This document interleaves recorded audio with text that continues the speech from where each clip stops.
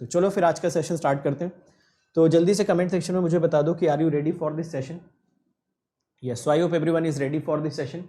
तो सबसे पहला क्वेश्चन, आपका टाइमर चल चुका है, फटाफट जितने भी लोगों को गेट 2021 में एक्सेप्शनल परफॉर्मेंस देनी है सिग्नल एंड सिस्टम में, वो सभी लोग ये क्वेश्चन आप करना स्टार्ट करो। चलो मैं थोड़ा सा एक मिनट आपको एक्स्ट्रा देता हूँ, तो मैं शुरू से स्टार्ट करता हूँ। चलिए फटाफट क्वेश्चन सॉल्व करिए। सेशन को सभी लोग शेयर कर देंगे और आज की क्लास में जो क्वेश्चंस होने वाले हैं वो क्वेश्चंस अगेन थोड़े से फूरियर सीरीज के क्वेश्चन होंगे, फिर उसके बाद ट्रांसफॉर्म के क्वेश्चंस आ जाएंगे। तो ट्रांसफॉर्म के क्वेश्चंस में भी हम बहुत सारे इंपॉर्टेंट कॉन्सेप्ट डिस्कस करेंगे और वो सारे के सारे कॉन्सेप्ट, जैसा कि मैंने बताया कि अगर आप एक क्रैश कोर्स पूरा उम्मीद वाला भी करके जाते हो तो आपको 90% क्वेश्चन इसी क्रैश कोर्स से एग्जाम में मिलने वाले हैं। जितने भी सिग्नल सिस्टम के क्वेश्चन आएंगे तो आप इनको बहुत आराम से कर सकते हो और जाके एग्जाम में कॉन्फिडेंटली बैठ सकते हो। ठीक है, चलो तो चलिए यार शुरू करिए और आंसर बताइए। तो आपके पास 20 सेकेंड्स और बचे हुए। क्वेश्चन में एक सिग्नम फंक्शन आपको दे रखा है और पूछ रहा है Fourier series expansion of signum of cos T. Answers D answer काफ़ी लोग बता रहे हैं। 10 सेकेंड्स और बचे हुए, बाकी लोग भी आंसर करो फटाफट। So more than 10 seconds are left. चलिए 4 सेकेंड, 3 सेकेंड, 2 सेकेंड, 1 सेकेंड। आइए यहाँ पे देखते हैं दो इंपॉर्टेंट कैटेगरीज। क्वेश्चन में उसने डिफाइन कर रखा है सिग्नम एक्स। तो सिग्नम एक्स की डेफिनेशन यहाँ पे देखो, उसने डिफाइन क्या कर रखी है, एक्स बाई मॉड एक्स। ठीक है, आप चाहते तो मॉड एक्स बाई एक्स पे लिख सकते थे, दोनों ही सिग्नम एक्स की डेफिनेशन होती है। तो ये भी सिग्नम एक्स की डेफिनेशन है और ये बोल रहा है जीरो इसको चाहिए for x equal to zero, for x not equal to x. In fact अगर सिग्नम एक्स को हम लोग थोड़ा सा और सिंप्लीफाई करके लिखते तो हम सभी लोगों को डेफिनेशन पता होती है, signum X is 1 for X greater than 0, 0 for x equal to 0 and it is -1 for X less than 0, है ना। तो आई होप ये सिग्नम एक्स का डायग्राम सभी लोगों को पता है। इसका मतलब अगर मैं यहाँ से देखो क्वेश्चन में क्या बोल रहा है, signum of cos T define करने के लिए, तो सपोज अगर मैं सिग्नम ऑफ कॉस टी यहाँ से डिफाइन करता, तो अगर मैं यहाँ से डिफाइन करता सिग्नम ऑफ कॉस टी, तो देखिए इसकी डेफिनेशन क्या मिलती। इसकी डेफिनेशन मुझे मिलती 1 जब कॉस टी क्या होता है, ग्रेटर दैन 0, 0 जब कॉस टी 0 होता, और -1 जब कॉस टी मुझे क्या मिलता, लेस देन 0। तो जस्ट मैंने क्या किया, दोनों के डमी वेरिएबल्स को आपस में इंटरचेंज कर दिया। ऐसा अगर आप यहाँ पे देखते तो डमी वेरिएबल आपको क्या दिख रहा था, x, तो यहाँ पे हम लोगों ने रिस्ट्रिक्शन किस पे लगा रखी थी, x पे। वैसे ही इस केस में डमी वेरिएबल आपको क्या दिख रहा है, cos। तो हमने सिर्फ और सिर्फ इस डमी वेरिएबल को पिक किया और बोला जब ये डमी वेरिएबल पॉजिटिव होगा, सिग्नम के अंदर वाला जो वेरिएबल है वो पॉजिटिव है, इसका मतलब सिग्नम वैल्यू देगा 1। सिग्नम के अंदर वाला वेरिएबल अगर 0 है तो ये वैल्यू देगा 0, और सिग्नम के अंदर वाली वैल्यू अगर लेस देन 0 है तो वो वैल्यू दे देगा -1। तो इसके बेसिस पे आइए इसके ग्राफ को प्लॉट करते हैं और देखते हैं क्या मिलेगा। तो देखो इसके लिए हमें एक बेस ग्राफ चाहिए होगा कॉस टी का। तो अगर मैं यहाँ पे आपके लिए कॉस टी का एक बेस ग्राफ बनाता हूँ, इसको ध्यान से समझना, फिर एक कैटेगरी में आपको और समझाता हूँ। दोनों ही कैटेगरीज आप समझ लीजिए। देखिए, तो अगर आप यहाँ पे एक बेस ग्राफ बनाओगे अपने कॉस का, तो कॉस का बेस ग्राफ ऐसा बनना चाहिए, है ना। तो ये तो ग्राफ बन गया आपके कॉस टी का। कॉस टी का क्वेश्चन में देखो क्या बोल रहा है, क्वेश्चन में बोल रहा है जब आपका कॉस टी पॉजिटिव होगा तो इसकी वैल्यू आपको मिलेगी +1।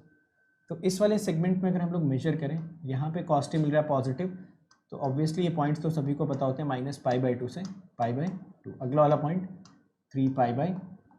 तो -π/2 से π/2 के बीच में इसकी वैल्यू कितनी दे रखी है, +1। π/2 से 3π/2 के बीच में ये वैल्यू नेगेटिव है, तो π/2 से 3π/2 तक के बीच की अगर वैल्यूज आप कंसिडर करोगे तो ये वैल्यू आपको ले लेनी चाहिए -1।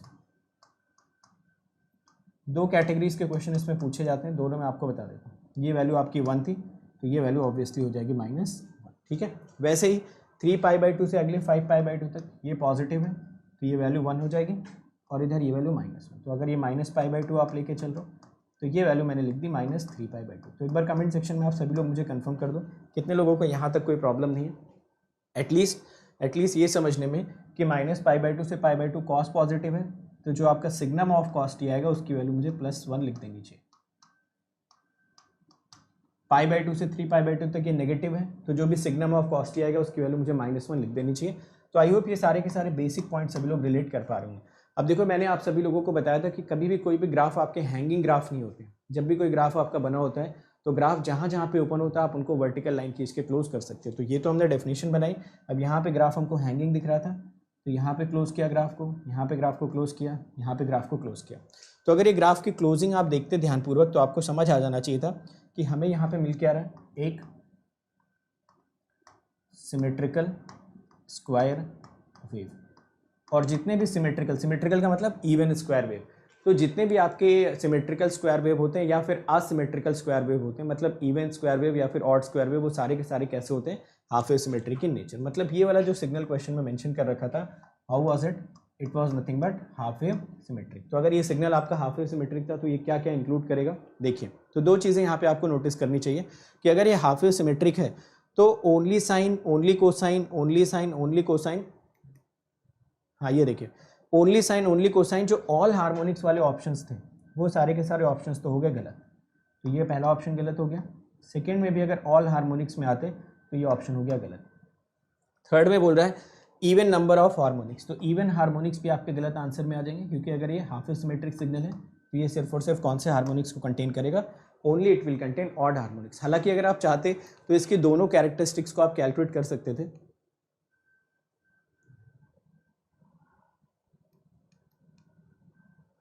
अगर आप चाहते तो इसकी दोनों कैरेक्टरिस्टिक्स को कैलकुलेट कर सकते थे कि ये जो सिग्नल है ये आपका इवन भी है, इवन के साथ साथ ये सिग्नल आपका हाफ वेव सिमेट्रिक भी है। तो इवन और हाफ वेव सिमेट्रिक को अगर आप साथ में लगाते हैं तो आप सभी लोगों को पता होता है कि it will contain only odd harmonics of cosine, तो सिर्फ और सिर्फ ऑड हार्मोनिक्स ऑफ कोसाइन को ये कंटेन करेगा। कितने लोगों को ये क्वेश्चन समझ में आ गया, तो एक बार कंफर्म करो, फिर हम लोग चलते हैं नेक्स्ट क्वेश्चन पे। एक क्वेश्चन में इसी से मिलता जुलता आपको होमवर्क भी देता हूँ, ठीक है। तो I hope these things are clear. चलो तो एक क्वेश्चन मैं आपको होमवर्क देता हूँ, क्वेश्चन आप खुद से ट्राई करना, ठीक है। ये क्वेश्चन आप ट्राई करेंगे खुद से, u ऑफ साइन टी या फिर u ऑफ कॉस टी, तो ये आप खुद से ट्राई करना, और अगर ट्राई कर लेना तो अभी बता भी सकते हो कि ये कौन सी कैटेगरी में फॉल करेगा। तो जाके देखना u ऑफ साइन टी या फिर u ऑफ कॉस टी अगर आपको दिया रहेगा तो फिर ऐसे क्वेश्चंस को आप कैसे सॉल्व करोगे या फिर इनके हार्मोनिक्स को कैसे कैलकुलेट करोगे। तो बिल्कुल सिमिलर तरीके से जाके कैलकुलेट करना, देखना यहाँ पे आपकी हिडन हाफ वेव सिमेट्री बनेगी। तो हिडन हाफ वेव सिमेट्री बनेगी, साथ के साथ आपका सिग्नल एक इवन या ऑड बनेगा। तो जो मैंने आपको फ्लो चार्ट ऑलरेडी समझा रखा है, एक मैंने आपको फ्लो चार्ट दिया कि उसी फ्लो चार्ट के बेसिस पे आप हमेशा फ्रीक्वेंसीज की कैलकुलेशन बताइए। तो सबसे पहले आप इसको और इसका ग्राफ बनाना, ग्राफ बनाने के बाद हिडन हाफ वेव सिमेट्री को आइडेंटिफाई करना, और फिर इवन ऑड नेचर को भी आप आइडेंटिफाई करने की कोशिश करना, ठीक है ना। समझ गए सभी लोग। चलिए अगला क्वेश्चन देखिए। नेक्स्ट क्वेश्चन पे भी आपका टाइम स्टार्ट हो चुका है, तो within 1 minute next question you have to answer.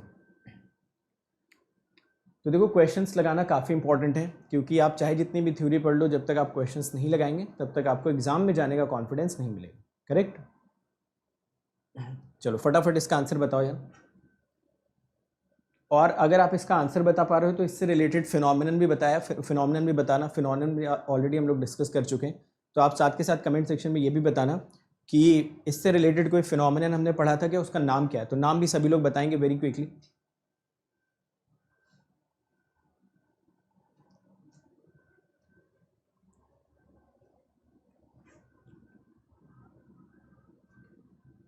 चलो 10 मोर सेकेंड्स आर लेफ्ट, तो 10 सेकेंड आपके और बचे हुए हैं। 10 सेकेंड के अंदर अंदर आपको ये क्वेश्चन आंसर करना है।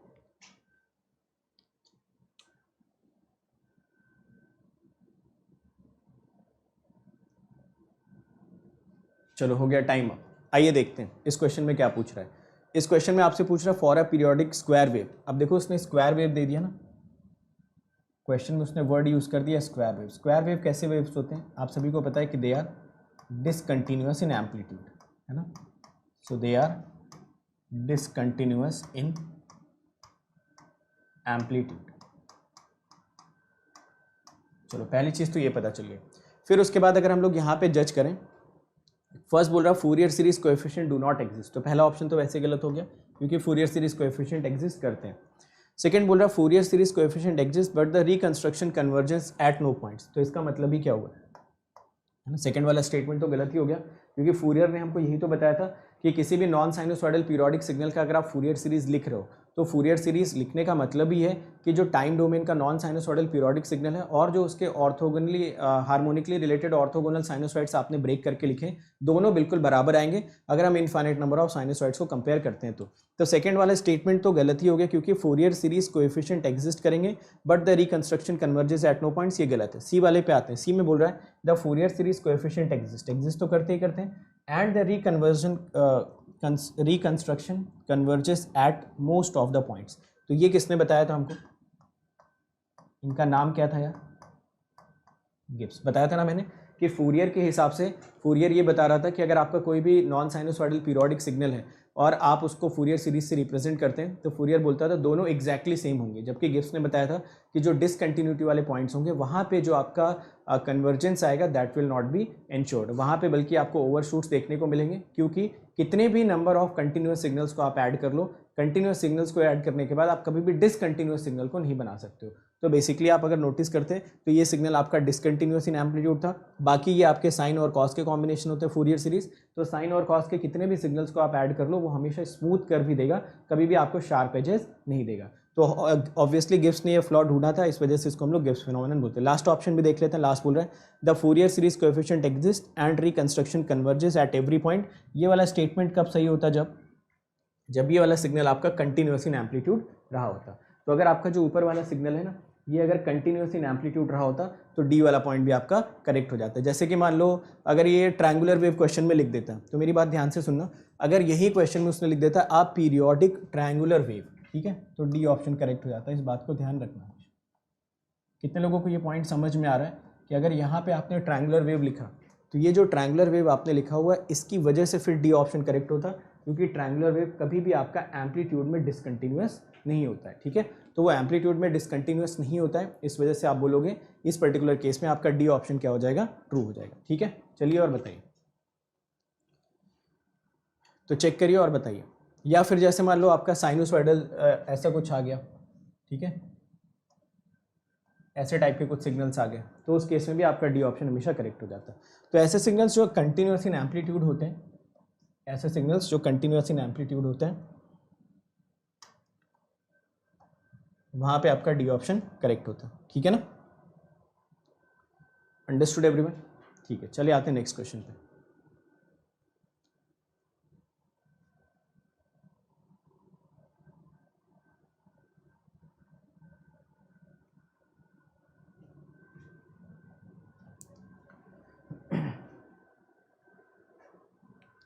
रिकंस्ट्रक्शन अगर नहीं मालूम है तो आप स्पेशल क्लास आप जाके जो सिग्नल का क्रैश कोर्स हुआ था ना, क्रैश कोर्स में जाइए और फूरियर सीरीज का सबसे लास्ट वाला लेक्चर देखो, वहां पे मैंने आपको रिकंस्ट्रक्शन और कन्वर्जेंस दोनों चीजें समझा रखी है, ठीक है।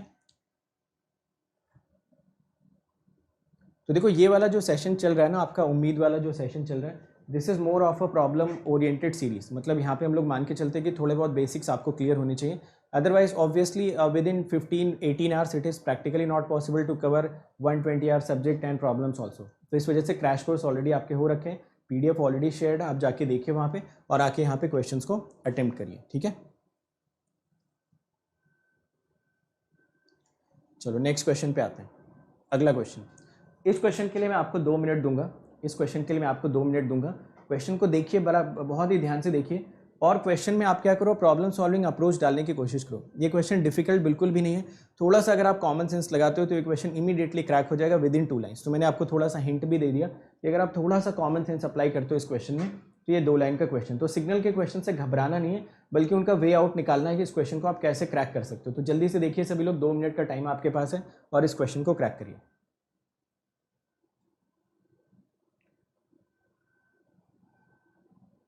So very easy question I would say, देखिए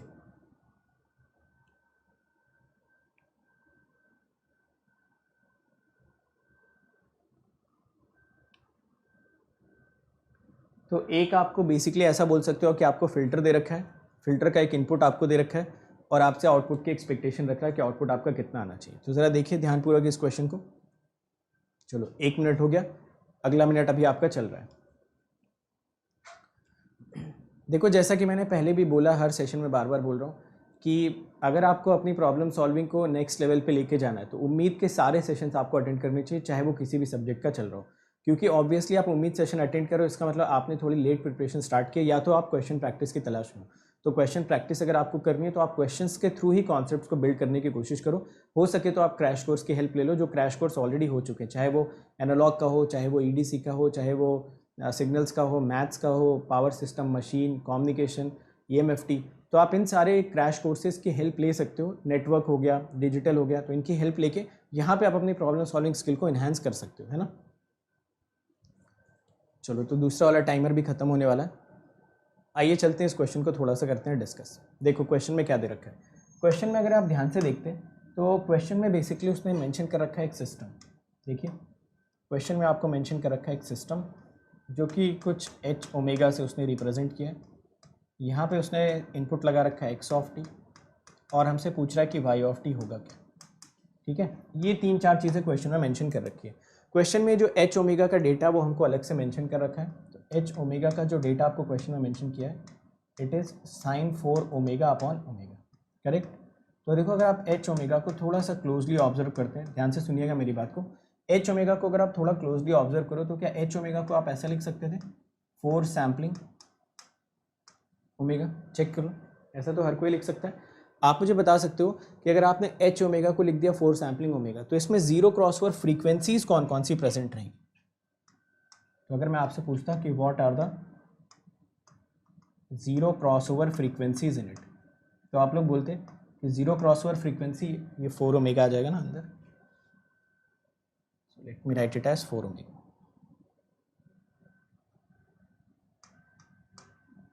ठीक है, बेसिकली मैंने 4 से ऊपर और नीचे मल्टीप्लाई कर दिया, दैट्स इट।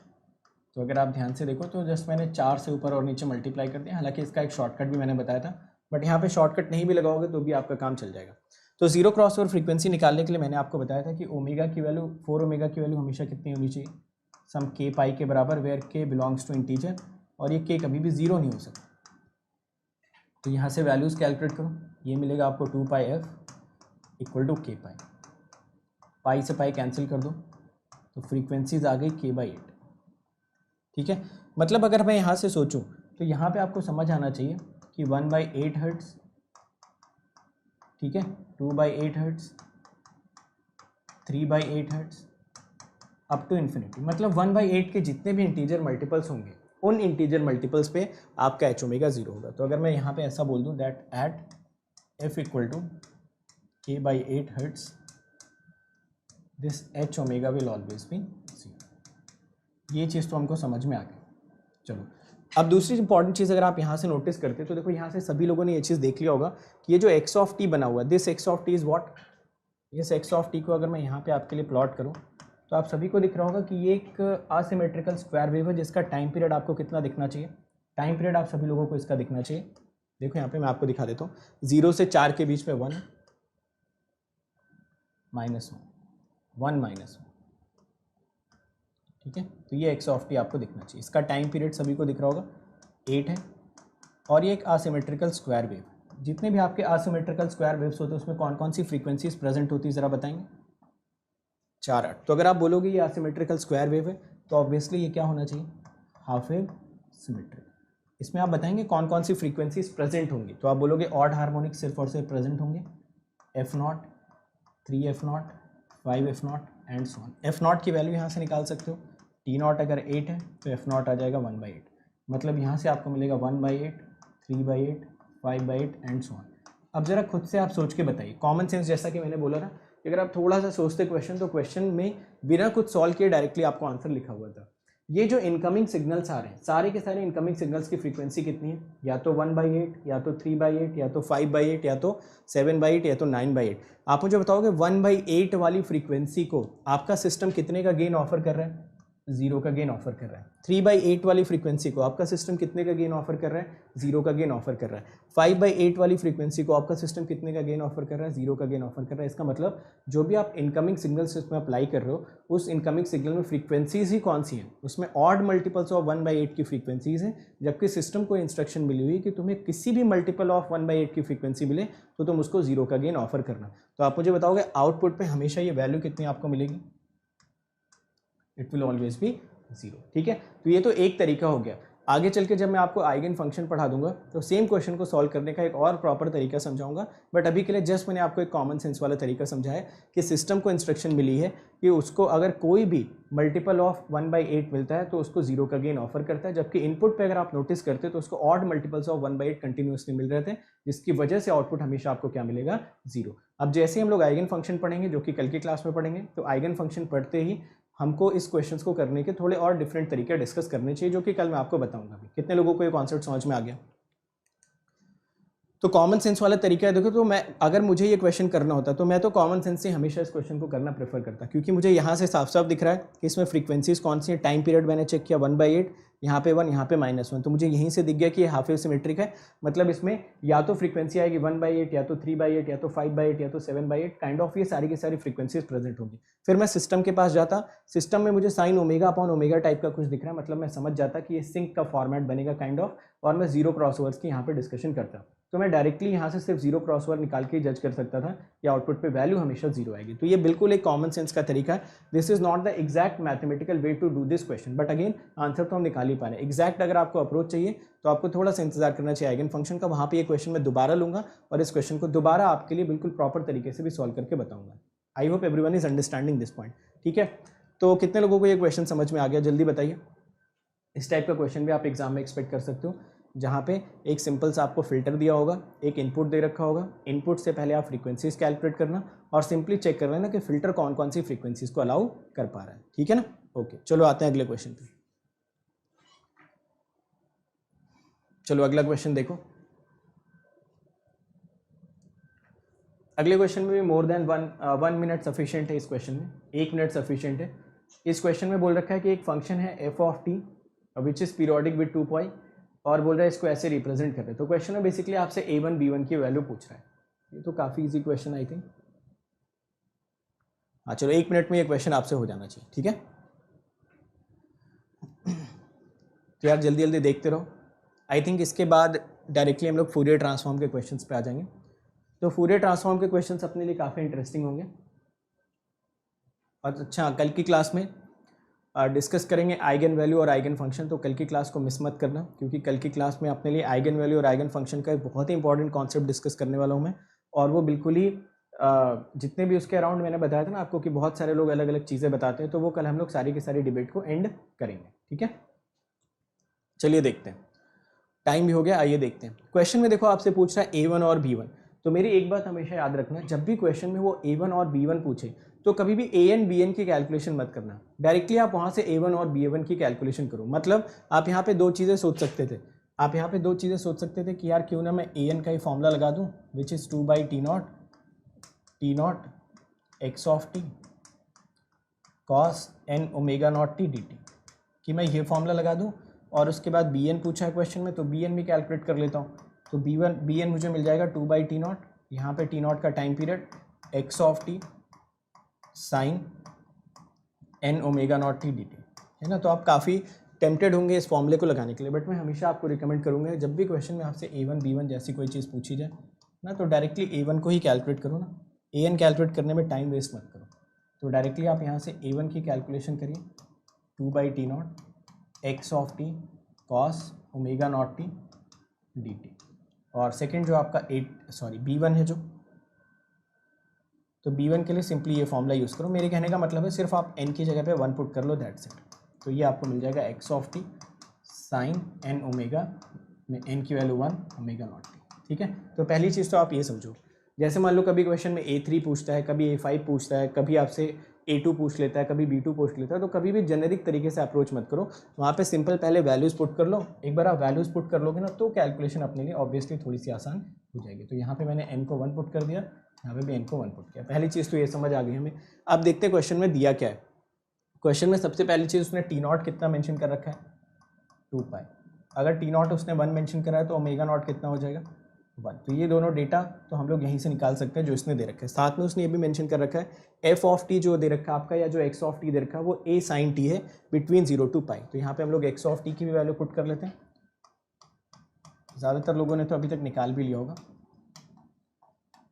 चलो, a साइन टी हो गया 0 to पाई के बीच में, और ये 0 हो गया पाई टू 2 पाई के बीच में। चलिए, सबसे पहले मैं a1 की कैलकुलेशन करना चाहता हूँ। a1 आपका हो जाएगा 1 बाई, देखो t0 की वैल्यू आपने कैलकुलेट कर ली ना, 2 पाई, तो इसको भी कर लेते हैं 0 to 2 pi x of T cos omega not की वैल्यू आप कैलकुलेट कर चुके हो t dt। तो a1 की वैल्यू यहाँ से मिल रही है आपको 1/2 pi 0 to 2 pi, x of T की वैल्यू आप यहाँ पे डाल दो sine T cos T dt, जो कि आपको दिख रहा है कितना मिल जाना चाहिए आपको, 0 है ना, क्योंकि यहाँ से साइन 2t हो जाएगा और जैसे ये साइन 2t होगा तो 0 से 2 पाई के बीच में आपका साइन 2t बाय डिफ़ॉल्ट कितना हो जाएगा, 0 हो जाएगा। या अगर आप चाहो तो आप इसको शुरू में भी ऐसा ही लिख सकते थे कि आप बोलोगे कि इस पर्टिकुलर चीज़ को तो हम ऐसे लिखना चाहते हैं कि ये सिर्फ और सिर्फ 0 से पाई के बीच में एग्जिस्ट करेगा, बाकी जगह पे तो आपका x ऑफ t 0 है ना। तो आप इसको भी तो चाहते 0 से पाई भी लिख देते तो भी आपका आंसर 0 ही आता। ठीक है, 1/2 साइन 2t dt। ठीक है, तो 0 से पाई के बीच में साइन 2t का एरिया हमेशा आपको कितना मिलेगा, 0। चाहो तो इंटीग्रेट करके देख लो, अदरवाइज अगर डायरेक्टली पता है तो डायरेक्टली आंसर लिख सकते हो जैसा मैंने लिख दिया। तो ये तो कैलकुलेशन हो गई a1 की। सिमिलरली अगर मुझे b1 की कैलकुलेशन करनी होती तो b1 की कैलकुलेशन में भी फॉर्मूला यही था, 1/2 pi 0 to 2 pi x of t sine omega t। Omega की वैल्यू 1 है तो मैंने 1 पुट कर दिया। तो यहाँ पे ऑब्वियसली लिमिट हमें 0 to 2 पाई लेने की ज़रूरत नहीं है, 0 से पाई लिमिट ले लो। x ऑफ t की वैल्यू दे रखी है साइन स्क्वायर टी dt। ठीक है, ये यहाँ से मिल जाएगा आपको 1/2 pi into sine square T 0 से 2 पाई के बीच में कैलकुलेट आप तो आपको मिल जाएगा ये 2 पाई मैंने क्यों लिख दिया, इसको 2 करो।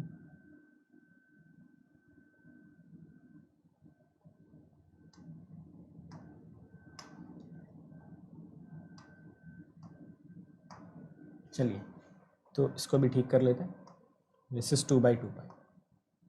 ओके, तो साइन स्क्वायर टी को अगर हम लोग कैलकुलेट करें तो 0 से 2 पाई अगर होता तो पाई मिल जाता, यहाँ से कैलकुलेट करोगे तो आई थिंक आपको पाई/2 मिल जाना चाहिए। तो यहाँ से जो आंसर आना चाहिए वो आना चाहिए a/2 काइंड ऑफ। चेक कर लीजिए और बताइए, है ना। तो 0 to पाई अगर हम लोग कैलकुलेट करते हैं इसकी वैल्यू तो 1 + cos 2t 1/2 पाई/ओमेगा0, शायद ठीक है। चेक करिए और बताइए। So I hope everyone is understanding this point कि हमने जो b1 की कैलकुलेशन की और a1 की कैलकुलेशन की उसमें सबसे पहली चीज़ जो हमने ध्यान रखी कि हमने स्टार्टिंग ही a1 और b1 से किया, फिर हमने 2/t0 की वैल्यूज़ पुट कर दी।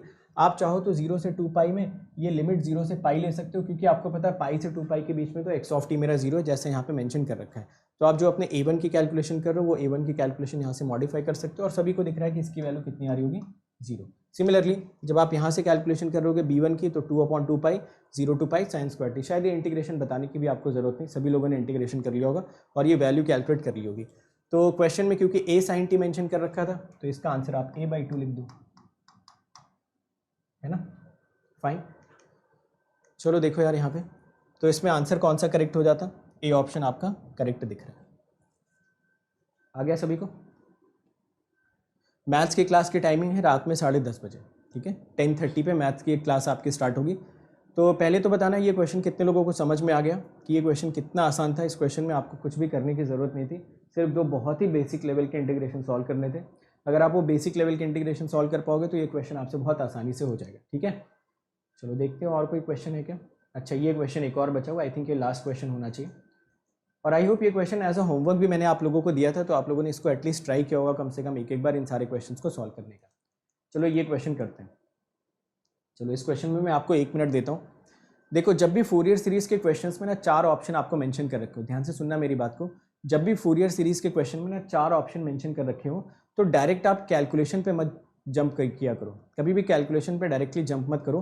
कोशिश करो कि क्या आप ऑप्शन से डायरेक्टली कोई one of the option choose कर पाते हो या नहीं कर पाते हो। तो आप 1 मिनट तक इस क्वेश्चन को सोचो। इस क्वेश्चन में मैं चाहता हूं कि आप बिना कुछ लिखे इस क्वेश्चन का आंसर करेक्ट कर पाएं। ठीक है, इस क्वेश्चन में बिना एक भी लाइन लिखे हुए आप सोच पाएं कि कौन सा पॉसिबल आंसर आपका करेक्ट हो सकता है। उसकी चर्चा मैं थोड़ी देर में करता भी हूं, तब तक आप सोचिए इस क्वेश्चन के बारे में।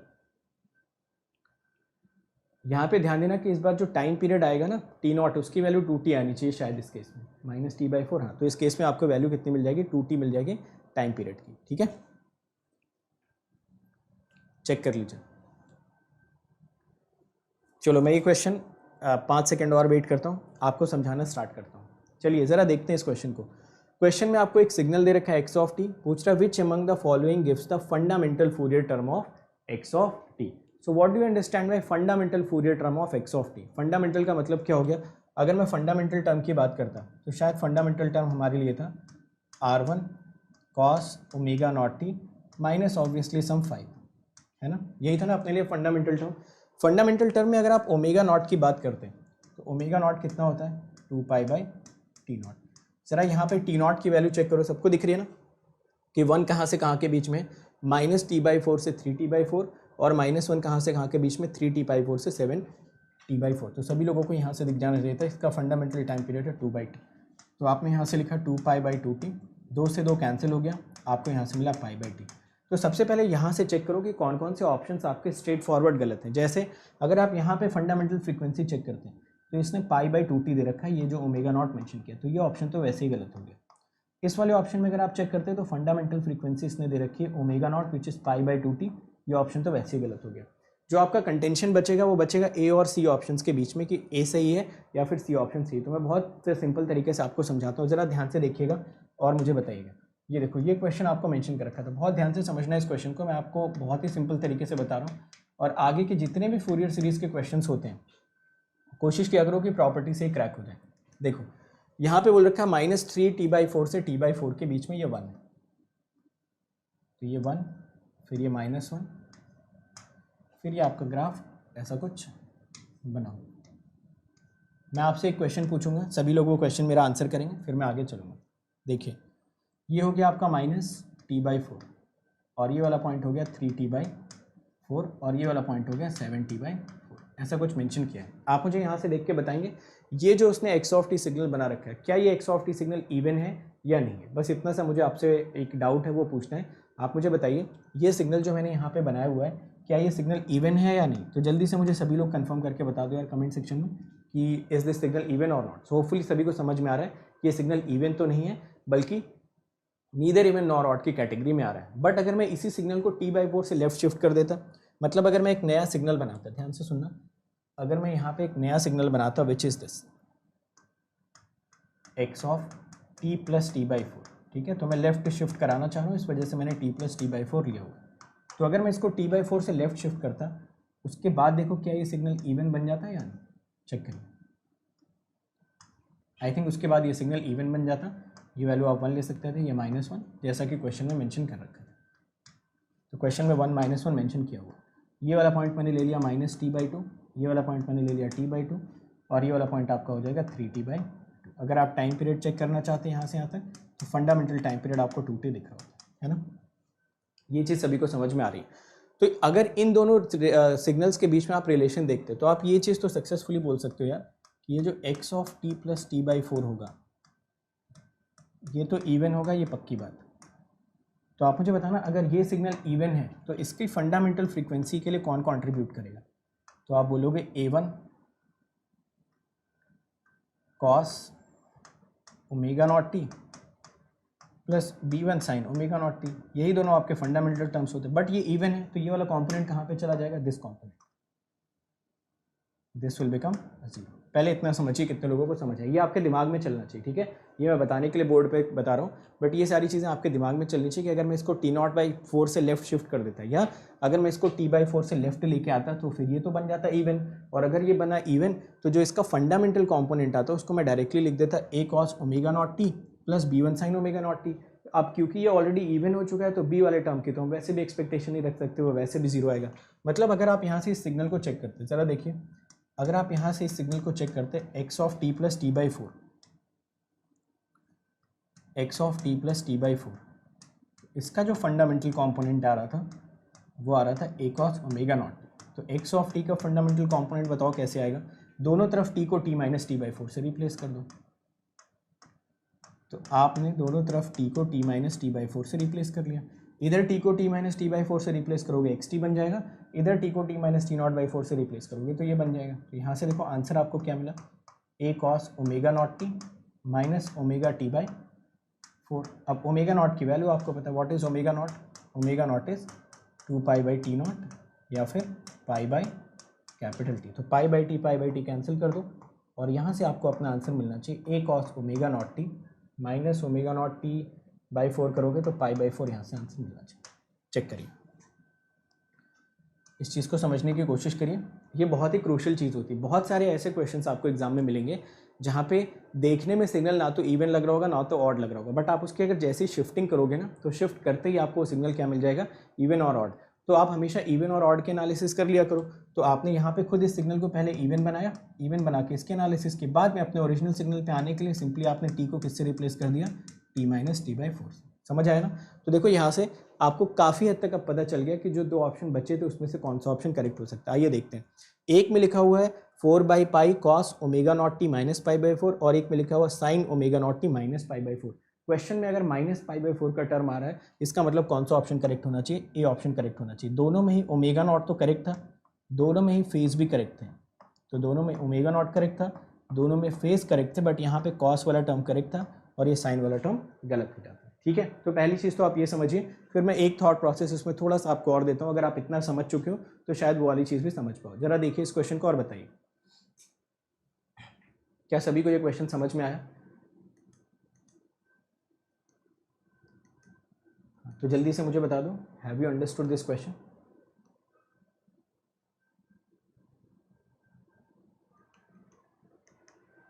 यस। तो मैं एक दो चीज़ें और बताता हूँ इस क्वेश्चन से रिलेटेड आपको, तो शायद आप उस चीज़ को भी एब्जॉर्ब कर पाओ अगर आप इतना समझ पा रहे हो तो आई थिंक पहली चीज़ तो मैंने क्या की, ओमेगा नॉट से इन दोनों को रूल आउट किया है ना। तो पहले तो ओमेगा नॉट से दो ऑप्शन रूल आउट कर दिए, उसके बाद भी दो ऑप्शन में मुझे कन्फ्यूजन हो रहा था। तो मेरा जो signal neither even nor odd था, मैंने उसको इवन बनाया। इवन बनाने के बाद मैंने उसके फंडामेंटल कंपोनेंट की एनालिसिस की। फंडामेंटल कंपोनेंट की जब मैंने एनालिसिस की तो मुझे पता चला कि वो आना चाहिए A1 cos omega not T minus pi by 4। समझ आया? चलो अब देखो, अगर यहाँ तक समझ गए हो तो एक दो बातें और समझो। आप यहाँ पे बोल सकते थे कि सर यहाँ पे हम x of t minus T by 4 करके इसको ऑड भी तो बना सकते थे। बिल्कुल बना सकते थे। आपका एक डाउट ये आना चाहिए कि सर अगर हम इसको राइट शिफ्ट कर देते t बाई 4 से फिर तो ये ऑड बन जाता। बिल्कुल मैं भी एग्री करता हूँ कि अगर हम लोग एक नया सिग्नल बनाते g1t which is x of t minus T by 4, मतलब t बाई 4 से राइट शिफ्टिंग करते तो ये सिग्नल आपका बन जाता ऑड। तो अगर ये ऑड होता तो इसके फंडामेंटल कॉम्पोनेंट के लिए यही दोनों टर्म्स रिस्पॉन्सिबल होते, A1 cos omega not T, B1 sign omega not T. यहाँ पे ऑब्वियसली A1 वाले टर्म को हम क्या कर देते, ज़ीरो। तो अगर हम इस A1 वाले पूरे के पूरे टर्म को ज़ीरो कर देते तो यहाँ पे हमारे लिए जो एक्सप्रेशन आता x of t minus T by 4, इसका जो फंडामेंटल कॉम्पोनेंट आपको मिलता it would have been B1 sine. फिर इसका एक लाइन का भी शॉर्टकट बताता हूँ आपको। फिर अगर आप इस t को t प्लस टी बाई 4 से रिप्लेस करते हैं तो यहाँ से x ऑफ t आपको क्या मिलता है, यहाँ से x ऑफ t मिलता B1 sign omega not T plus T by 4। और जब आप इसको सॉल्व करते तो यहाँ से जो आंसर आता वो आता B1 sign omega not T plus pi by 4, है ना।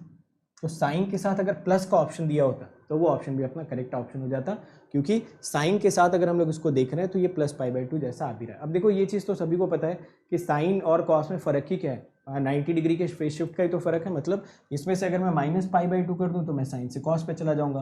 प्रीवियस वाले क्वेश्चन में अगर मैं क्या कर देता, इसमें मैं पाई बाई 2 ऐड कर देता तो मैं यहाँ से साइन पे चला जाता। तो दोनों ही चीज़ें हमारे लिए मोर और लेस सेम ही है, बट आंसर में क्योंकि अगर आप देखो तो बहुत ही स्पेसिफिकली मेंशन किया था, कॉस और साइन दोनों के साथ उसने माइनस पाई बाई 4 मेंशन किया था। अगर यही साइन के साथ यहाँ पे प्लस मेंशन किया होता ना तो ये वाला ऑप्शन भी आपका करेक्ट हो जाता। उस केस में ए ऑप्शन भी करेक्ट होता, उस केस में आपका सी ऑप्शन भी करेक्ट होता। तो ज़रा बताइए क्या ये पॉइंट समझ में आया सभी लोगों को? समझ गए?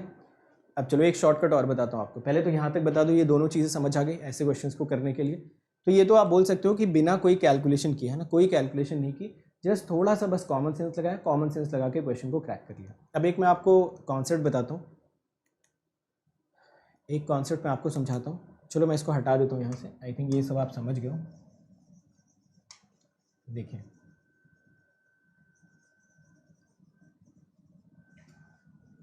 ये कॉन्सेप्ट बहुत ही इंपॉर्टेंट है, ठीक है।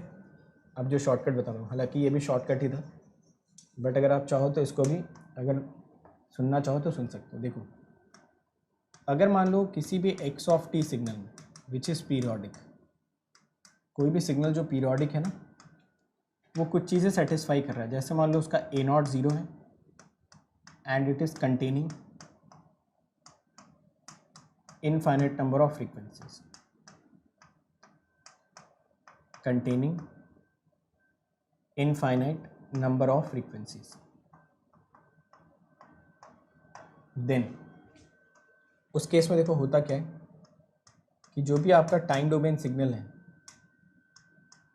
उसका जो t इक्वल टू 0 पे साइन आता है, it is decided by this sine is decided by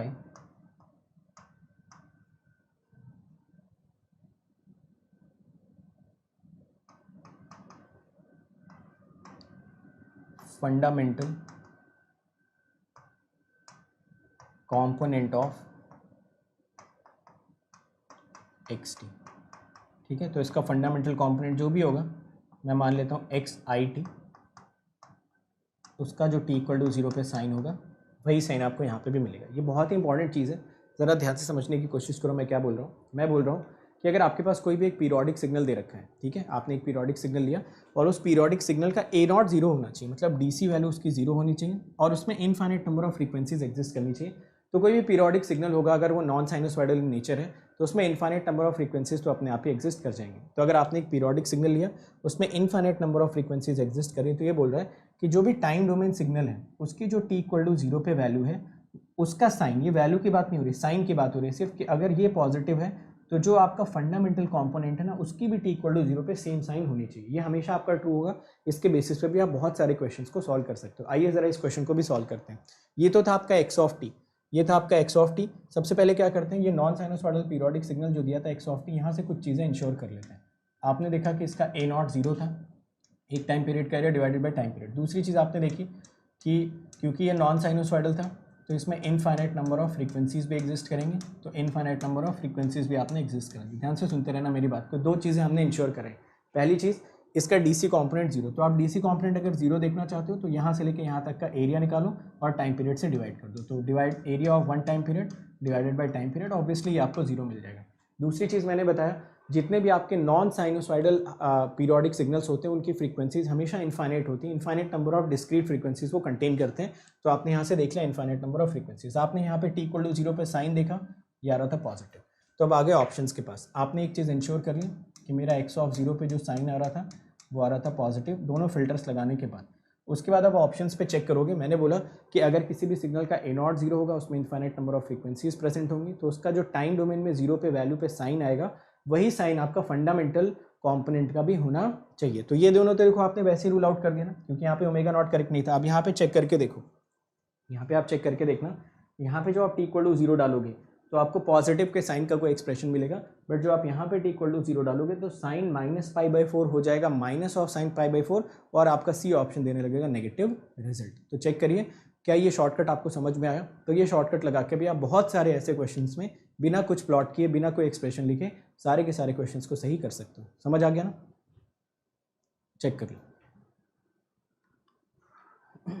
देखो बताने के लिए तो बहुत सारी चीज़ें यार, है ना, बहुत सारी चीज़ें बताने के लिए, बट ऑब्वियसली ये क्रैश कोर्स है और ये क्रैश कोर्स का भी क्रैश कोर्स है, तो कुछ चीज़ें हमें पहले से पता होनी चाहिए और बाकी बहुत सारे कॉन्सेप्ट्स मैं आपको क्वेश्चंस के थ्रू समझा रहा हूँ। तो वही चीज़ मैं आपसे बार बार बोल रहा हूँ कि अगर आपको सीखना है तो आप क्वेश्चंस के थ्रू ही कॉन्सेप्ट सीखते जाओ, और चाहो तो बीच बीच में क्रैश कोर्स को भी अगर पढ़ लोगे तो it will be as good as your comprehensive courses. ठीक है, जो आपने क्रैश कोर्स किया और साथ के साथ अगर उम्मीद भी आप लेके चलते हो साथ के साथ, so these things are as good as your comprehensive courses. क्योंकि जितने भी कॉन्सेप्ट्स मैं बता रहा हूँ, जितनी भी चीज़ें आपको बता रहा हूँ, these things are very rare, आपको बहुत ही कम देखने को मिलेंगे जितने भी कॉन्सेप्ट्स मैं आपको सिखा रहा हूँ। समझ आया ना सभी को? फाइन, चलो अब देखो इसमें 2-3 कॉन्सेप्ट्स और होते हैं तो वो किसी और दिन चर्चा करेंगे, ऐसे क्वेश्चंस को क्रैक करने के। तो मेरा पर्पस ये होता है क्वेश्चंस करने का कि फूरियर सीरीज़ के क्वेश्चंस हो गए, फूरियर ट्रांसफॉर्म के क्वेश्चंस हो गए, वहाँ पे ज़्यादा से ज़्यादा आप कोशिश करो ऑप्शंस की हेल्प लो, प्रॉपर्टीज़ की हेल्प लो, सिमेट्रीज़ की हेल्प लो, मतलब कैलकुलेशन करने मत बैठ जाओ। और ये चीज़ मैं बार बार आप लोगों को बोलता हूँ, सिग्नल सिस्टम यार मैथ्स नहीं है, ठीक है, signal system is not maths, क्योंकि इसमें बहुत सारी प्रॉपर्टीज़ भी है ना। आइए चलो ये क्वेश्चन होमवर्क है, इसको घर पे कर लेना। ये क्वेश्चन भी क्लास में डिस्कस कर चुके हैं। चलो अच्छा कर लो इसको, 1 मिनट में ट्राई कर लो, आंसर बता दो। इसको फटाफट ट्राई करो और आंसर बताओ। बिल्कुल यही क्वेश्चन क्लास में मैंने आपको कराया था।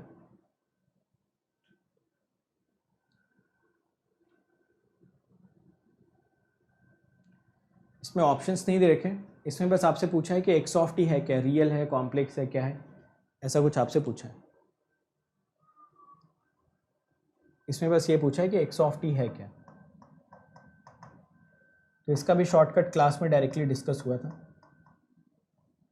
Real, complex, purely imaginary, none of these. ठीक है, ये चार ऑप्शंस यहाँ पे आपको मेंशन कर रखे हैं, ए बी।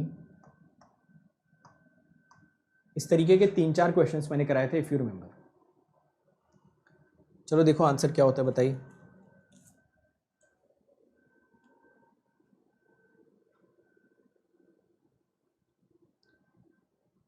चलो अगले 30 सेकेंड्स में आंसर दे देना।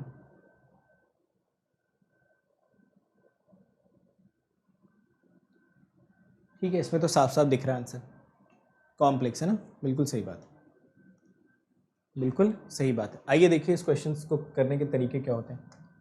देखिए क्वेश्चन में आपको मेंशन कर रखा है a1 इक्वल टू 2 माइनस जे, और a माइनस 1 कितना मेंशन किया हुआ, it is mentioned as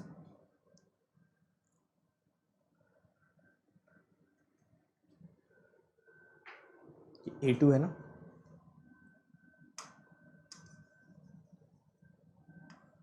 question में a2 आपको मेंशन किया है 2 प्लस जे, और a माइनस 2 मेंशन किया है 2 माइनस जे। तो यहाँ से हमें पता चल रहा है कि a2 और a माइनस 2 कैसे हैं, कॉन्जुगेट सिमेट्रिक। तो इनके करस्पॉन्डिंग जो भी टाइम डोमेन सिग्नल आएगा वो मिलेगा रियल। ये दोनों कंबाइन होकर एक रियल सिग्नल में रिजल्ट करेंगे। यही हाल शायद a1 और a माइनस 1 का भी है। तो a1 को अगर आप मेंशन करते तो ये था 0.5 माइनस j0, 0.2। ठीक है, 0.5 माइनस j 0.2, और a माइनस 1 में आपको दे रखा है 0.5 प्लस j 0.2। इन दोनों को भी अगर आप कंबाइन करते तो आपको पता चलता कि a1 equal to a minus 1 का conjugate, and obviously this will also contribute in the real signal. अब हमारा पूरा का पूरा दारोमदार a0 पे टिका हुआ है। a0 हमने चेक करा तो a0 यहाँ से आप सभी को दिख रहा है कॉम्प्लेक्स। ठीक है, तो a0 यहाँ से दिखा प्योरली इमेजिनरी। इसका मतलब x ऑफ t में जो कॉन्ट्रीब्यूशन आ रहा होगा उसमें ये कॉन्ट्रीब्यूट करेगा प्योरली इमेजिनरी वाले टर्म्स का, और ये दोनों मिलके कंट्रीब्यूट करेंगे रियल टर्म्स का। तो रियल प्लस प्योरली इमेजिनरी मिलके क्या बनाते हैं, they actually contribute a complex signal. ठीक है, तो ऐसे 2-3 क्वेश्चंस अपने क्लास में डिस्कस हुए थे, आप जाके उनको देख भी सकते हो। करेक्ट ऑप्शन अपना हो जाता कॉम्प्लेक्स। तो इसका भी शॉर्टकट मैंने डिस्कस किया था और बताया था आपको कि डायरेक्ट इस क्वेश्चन को कैसे करना है बिना हमें एक्चुअली एक्स ऑफ टी की तरफ जाए। प्रॉपर्टीज़ के बेसिस पे ये सारे के सारे क्वेश्चंस आप क्रैक कर सकते हो। ठीक है, चलो ये क्वेश्चन तो आप कर ही लोगे। यहाँ पे साइन की जगह एक मिसप्रिंट है, इसको कॉस कर लो। ठीक है, और ये क्वेश्चन होमवर्क ले लो, खुद से ट्राई कर लेना, दिस इज़ वेरी इजी। तो कुछ कुछ क्वेश्चंस मैं छोड़ भी दे रहा हूँ आपके लिए। चलो यार, तो यहाँ तक आप मुझे बताएंगे सभी लोग कि are you now comfortable in the questions of the Fourier series. तो फूरियर सीरीज़ में थ्योरेटिकल क्वेश्चन हो, कंसेप्चुअल क्वेश्चन हो, मैथमेटिकल क्वेश्चन हो, हाफ सिमेट्री वाले बेस्ड क्वेश्चन हो, या फिर कल जो मैंने 2 क्वेश्चंस कराए थे जो बिल्कुल ही अलग तरीके के क्वेश्चंस थे, जिसमें एक्स ऑफ टी का आइडेंटिफिकेशन करना था फ्रॉम सम गिवन डेटा। तो कुछ इंपॉर्टेंट डेटा दे रखे थे, वहाँ से एक्स ऑफ टी को प्रोसेस करना था। तो कितने लोग इन सारे टाइप्स में कंफर्टेबल हैं, बताइए।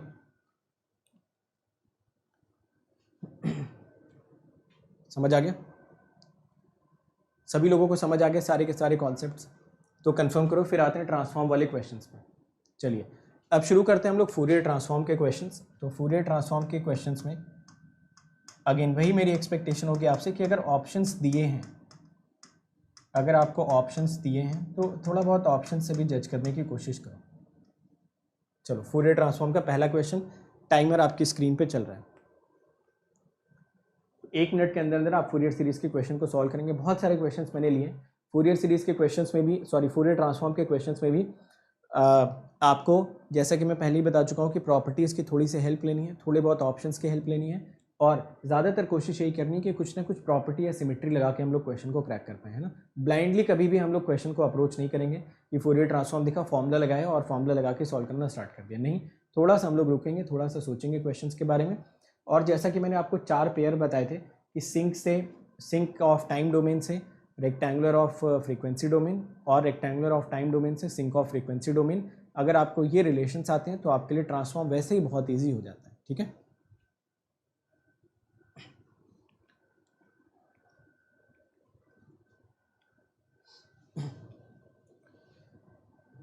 इलेक्ट्रिकल ऑप्शनल वाली सारी चीज़ें चली तो रही हैं। मशीन हो गया आपके इलेक्ट्रिकल ऑप्शनल में, पावर सिस्टम हो गया, पावर इलेक्ट्रॉनिक्स हो गया, पढ़ लो वहाँ से, है ना। इलेक्ट्रिकल ऑप्शनल में सब्जेक्ट्स ही तो एक्स्ट्रा हैं, मतलब अगर आप ईसी ब्रांच के हो तो आपके लिए सब्जेक्ट्स ही तो एक्स्ट्रा हैं, वो सब्जेक्ट्स ऑलरेडी कवर हो चुके हैं, आप उनको प्लस पे पढ़ लो या यूट्यूब पे पढ़ लो, जहाँ भी आप कंफर्टेबल। चलो देखते हैं इसमें, देखो आपका एक्स ओमेगा क्या मेंशन किया, ज़रा ध्यान से देखिए। एक्स ओमेगा क्या मेंशन किया, 8 sinc square omega upon pi, ये मेंशन किया है, ठीक है। तो देखो क्या मैं इसको ऐसा भी लिख सकता हूँ क्या, 8 सैम्पलिंग स्क्वायर ओमेगा, लिख सकते हैं, क्योंकि हमें पता है कि देखो ये चीज़ सभी को पता होनी चाहिए, ये मैं कितनी बार आपको बता चुका हूँ, इसके शॉर्टकट्स लॉन्ग कट सब बता चुका हूँ। ये लिखा है साइन एक्स बाई एक्स, तो इसको सिंक में कैसे कन्वर्ट करोगे, साइन हटा दोगे, साइन को रिप्लेस करोगे सिंक से, अंदर वाले एक्स को लिख लेना पाई, ठीक है। तो जो आपका सैम्पलिंग ऑफ एक्स होता है it is actually equal to sinc of x by pi. अगर ये रिलेशन आपको पता है तो इसके बाद देखो आपको यहाँ से पता चलना चाहिए कि ये बाहर वाली चीज़ क्या रिप्रेजेंट कर रही होगी, एरिया, और इसके साथ जो 1 लिखा हुआ वो क्या रिप्रेजेंट कर रहा होगा, विड्थ बाई 4। कब, जब इसका करेस्पॉन्डिंग टाइम डोमेन सिग्नल कैसा होता, एक होता triangular pulse symmetrical about vertical axis, ये मेरे ख्याल से अभी कल परसों ही डिस्कस हुआ है।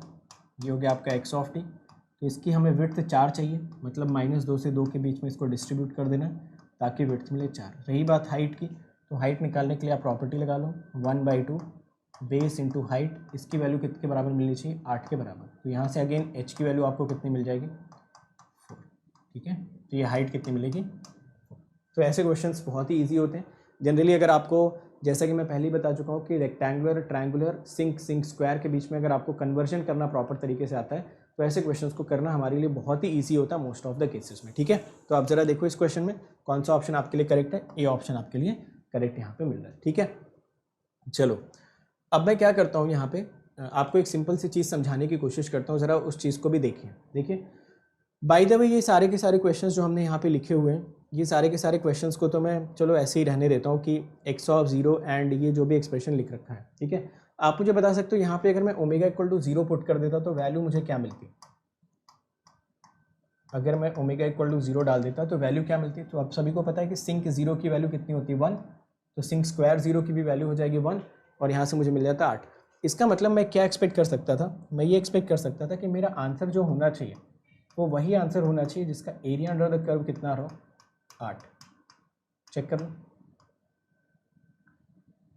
है ना। ये ऑप्शन हमको एक्स ओमेगा दे रखा था, तो हम क्या चाहते, हम चाहते तो ओमेगा की जगह पे 0 डाल देते। जैसे मैं ओमेगा की जगह पे 0 डालता, सिंक 0 की वैल्यू मुझे पता है 1, तो सिंक स्क्वायर 0 भी 1, तो मुझे मिला 8। तो मतलब मैं एक्सपेक्ट करूंगा कि मेरा सही ऑप्शन वो हो सकता था जिसका एरिया हमेशा कितना मिलता, 8। एरिया 8 के बेसिस पे अगर आप कैलकुलेशन करते तो ये तो हो जाता रिजेक्ट, हो गया ना रिजेक्ट। इसको चेक करने की कोशिश करिए, यहाँ से देखो एरिया आपको कितना मिल रहा है, हाफ बेस इंटू हाइट, दोनों का 2 से मल्टीप्लीकेशन सिमेट्रिकल है, यहाँ से मिला 8। यहाँ से एरिया कैलकुलेट करिए, हाफ बेस इंटू हाइट, यहाँ से भी मिला आपको 8। ध्यान से समझना मेरी बात को, यहाँ से कैलकुलेट करिए area half base into height, यहाँ से भी आंसर मिला 8। तो आप मुझे बताइए एरिया के बेसिस पे आप कौन सा option out and out reject कर सकते थे। एरिया के बेसिस पे जो ऑप्शन आप रिजेक्ट कर सकते थे वो ऑप्शन आपका होता सी। क्या डी ऑप्शन भी आपका रिजेक्ट हो जाता, बिल्कुल रिजेक्ट हो जाता, क्योंकि आपको पता है कि जो सिंक स्क्वायर होते हैं उनका जो रेक्टेंगुलर जो टाइम डोमेन वर्जन आता है वो ट्रायंगुलर पल्स आती है सिमेट्रिकल अबाउट वर्टिकल एक्सिस। तो इन दोनों के बेसिस पे आप सी और डी को तो रिजेक्ट वैसे ही कर सकते थे। अब आपके पास ऑप्शन बचता कि ए और बी में से कौन सा ऑप्शन हमें, हालांकि आंसर हम लोग कैलकुलेट कर चुके हैं, जस्ट ऐसे हम लोग एनालिसिस कर रहे हैं कि किसी और क्वेश्चन में शायद ये चीज़ यूज हो जाए और आगे होगी भी। तो देखिए हम लोगों ने यहाँ तक अंदाज़ा लगा लिया कि या तो ऑप्शन हमारा ए होगा या तो ऑप्शन हमारा बी होगा, बिना कोई इन्वर्स ट्रांसफॉर्म वगैरह कैलकुलेट किए, बिना कुछ ज़्यादा एनालिसिस किए, सिर्फ सिंपल सी चीज़ ओमेगा इक्वल टू 0 पुट करके एटलीस्ट हमने ये अंदाज़ा लगा लिया कि आंसर हमारा ए और बी में से कोई एक आंसर करेक्ट हो सकता है। ये पॉइंट सबको समझ में आ गया, चेक कर लो एक बार और बताओ, फिर हम लोग आगे चलते हैं। समझ आ रहा है सभी को, ठीक है, यस। अब जरा एक पॉइंट और समझना ध्यान से, अब अगर ए और बी में भी आपको डायरेक्टली यहीं से पता करना था, बिना कुछ ज़्यादा इसमें मैनिपुलेशन किए, बिना ज़्यादा सोचे, अगर आपको डायरेक्ट अंदाज़ा लगाना था तो ज़रा ध्यान से समझिएगा इस पॉइंट को। अगर मान लो आप ये चीज़ कैलकुलेट करते हैं -∞ to ∞ x omega d omega, ये जस्ट मैं आपका दिमाग खोलने के लिए करवा रहा हूँ। ये सारी चीज़ें करने में आपको बहुत ही एक्सपर्टीज़ होनी चाहिए। सिंक स्क्वायर के ओमेगा डी ओमेगा, दिख रहा है सभी को? के की वैल्यू यहाँ पे हम पुट कर देंगे 1/पाई। इसका आंसर सभी को पता है क्या होता है? 8/k, या फिर ये आंसर कितना मिलता है? 8 पाई, या फिर इसको आप क्या लिख सकते थे? 2 पाई एक्स ऑफ सी। देखिए ज़रा यहाँ पे, तो आपको पता है कि अगर आप फ्रीक्वेंसी डोमेन में -इन्फिनिटी टू इन्फिनिटी लिखोगे तो जो आपका आंसर आता है वो आता है 2 पाई एक्स ऑफ 0। मतलब यहाँ से एक्स ऑफ 0 की वैल्यू कितनी होनी चाहिए थी? 4। यहाँ पे कितनी है? 8। ये ऑप्शन रिजेक्ट। यहाँ पे कितना है? 4। ये ऑप्शन करेक्ट है ना। तो बिना कोई फार्मूला लगाए इनवर्स फोरियर ट्रांसफॉर्म का सिंपल हम लोगों ने प्रॉपर्टीज़ के बेसिस पे भी एक ऑप्शन यहाँ पे क्रैक कर लिया। सी को तो हटा दिया मैंने क्योंकि एरिया के थ्रू रिजेक्ट हो गया। ये शेप हमारे लिए कन्वीनियंट नहीं था, इसको भी हटाया। इन दोनों ऑप्शंस में अगर मुझे पता करना होता कि ए और बी में से कौन सा ऑप्शन करेक्ट था, तो मैंने एक बार टाइम डोमेन में टी इक्वल टू 0 पे वैल्यू निकाल ली, एक बार फ्रीक्वेंसी डोमेन में ओमेगा इक्वल टू 0 पे वैल्यू निकाल दी। तो बेसिकली 2 बार एरिया प्रॉपर्टी लगा के भी इस क्वेश्चन को सही से सॉल्व किया जा सकता था। तो उसमें आपको और भी कम टाइम लगता एज कम्पेयर टू दिस। ठीक है, समझ आ रहा है ना? तो ये तो मुझे समझाने में टाइम लग रहा है ना, मगर एज ए स्टूडेंट अगर मुझे पिक करना होता तो मैं बहुत ही जल्दी इस क्वेश्चन का आंसर करेक्ट कर पाता। ठीक है, so I hope everyone is understanding these points. चलिए हम लोग आगे। कितने लोगों को समझ में आ गया कि क्वेश्चन में ऐसी अप्रोच भी रखी जा सकती है? तो एरिया वाली प्रॉपर्टी वाली अप्रोच आप हमेशा अपने दिमाग में बिल्कुल खुले तरीके से रखना। कोई भी क्वेश्चन अगर एग्जाम में आता है, बाय द वे आप उसका इन्वर्स फोरियर ट्रांसफॉर्म भूल गए हो या बहुत ज़्यादा कॉम्प्लिकेटेड लग रहा है आपको, तो हमेशा एरिया वाली प्रॉपर्टीज़ पे जाओ। एक बार फ्रीक्वेंसी डोमेन में एरिया लगाइए, एक बार टाइम डोमेन में एरिया लगाइए। आप देखोगे कितना भी डिफिकल्ट क्वेश्चन आ रहा होगा, ज़्यादातर क्वेश्चन आपके डायरेक्टली क्रैक हो जाएंगे, है ना। चलो आते हैं नेक्स्ट पार्ट में। अगला क्वेश्चन पढ़िए। 1 मिनट का टाइम है नेक्स्ट क्वेश्चन में। Within 1 minute you have to crack this question out. तो फटाफट इस क्वेश्चन को पढ़ो और 1 मिनट के अंदर अंदर इसको सॉल्व करो।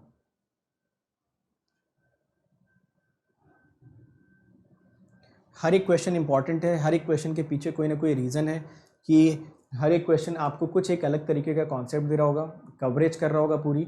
और जो चीज़ मैं बार बार बोल रहा हूँ कि एग्जाम में जो आपके क्वेश्चन आएंगे वो 90% क्वेश्चन आपके इसी 20-22 घंटे के, इसी 15-16 घंटे के जो कोर्स हम लोग डिस्कस कर रहे हैं इसी कोर्स से होंगे। ठीक है, चलिए देखिए। तो आपका 20 मोर सेकेंड्स आर लेफ्ट, तो 20 सेकेंड आपके और बचे हुए। सॉल्व करिए और आंसर बताइए। कौन सा ऑप्शन? सिंक 01 होता है, यस। चलो टाइम अप। आइए देखते हैं ये वाला F1T। देखो सिग्नल, क्या ये सिग्नल आपको रियल एंड इवन दिख रहा है? ये सभी को दिख रहा होगा रियल एंड इवन। ये वाला real and odd.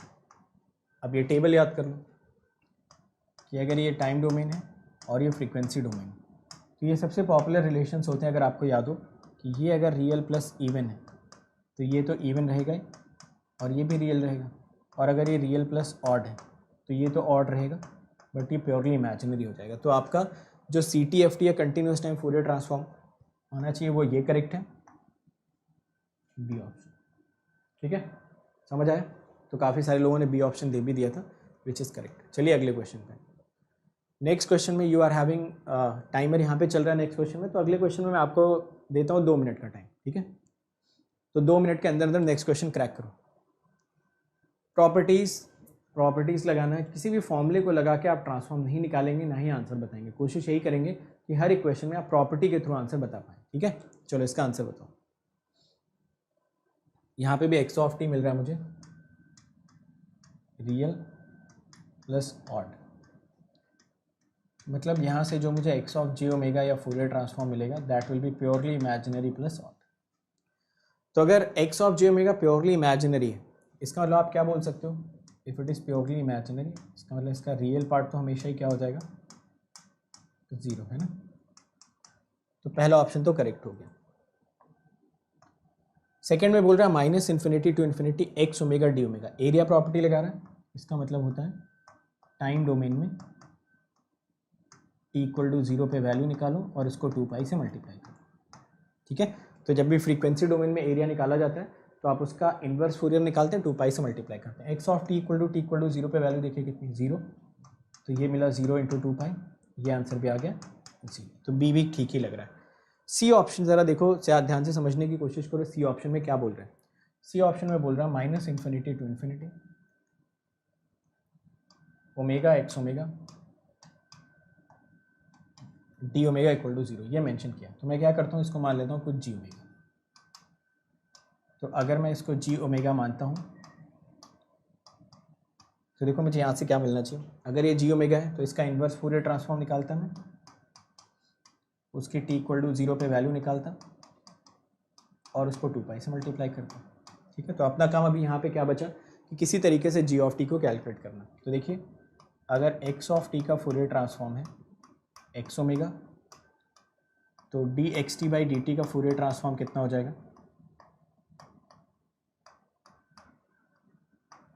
J omega x omega. जे को अगर हम लोग इधर लेके आए तो आपको मिलेगा 1/j d x T by D t omega x omega. ठीक है, तो ये आपका क्या हो गया, this is your g omega. तो ये क्या मिलेगा आपको, जी ऑफ टी। तो बेसिकली ये क्वेश्चन में बोलने की कोशिश कर रहा है कि जो भी सिग्नल का स्लोप है at T equal to 0, signal का slope at T equal to 0 must be 0। ठीक है ना। तो अगर आप इसको ध्यान से नोटिस करते हो तो यहाँ पे ये बोल रहा है सी वाला ऑप्शन, सी वाले ऑप्शन में पूछ रहा है कि जो करेस्पॉन्डिंग टाइम डोमेन सिग्नल है, जो भी करेस्पॉन्डिंग टाइम डोमेन सिग्नल है, क्या उसका slope exactly at T equal to 0 0 है या नहीं। तो फिर से देख लीजिए, क्वेश्चन में पूछ रहा था कि ये 0 होना चाहिए, तो हमने इसको माना जी ओमेगा। यहाँ से पता लगा है कि ये जो जी ओमेगा का करेस्पॉन्डिंग जी टी है ये 0 होगा और 2 पाई पे हम लोग इसको 0 करेंगे। तो we are expecting this particular thing to be 0। तो यहाँ से अगर मुझे जी ऑफ टी की वैल्यू निकालनी थी तो मुझे पता चला कि एक्स ऑफ टी का ट्रांसफॉर्म एक्स ओमेगा था। डिफरेंशिएट करोगे यहाँ पे जे ओमेगा एक्स ओमेगा आ जाएगा। यहाँ से मैंने ओमेगा एक्स ओमेगा को यही रहने दिया और जे को नीचे लेके आ गया इधर। तो अगर ये जी ओमेगा का काम कर रहा था तो ये किसका काम करेगा, जी टी का, क्योंकि यही था आपका जी ओमेगा। ठीक है, जी टी की वैल्यू असल में थी D x T by D T के बराबर। तो अगर आप यहाँ से नोटिस करते तो जो हमने यहाँ पे जी टी लिखा था उसकी वैल्यू मैंने लिख दी D x T by D T, और जो डिवाइड बाई जे आ रहा था उसको यहाँ पे अरेंज कर दिया। तो मुझे अगर फ्रीक्वेंसी डोमेन में omega into x omega d omega को 0 करना है तो it is as good as कि हम लोग टाइम डोमेन में जो भी सिग्नल का स्लोप है exactly at T equal to 0 वो 0 एक्सपेक्ट करें।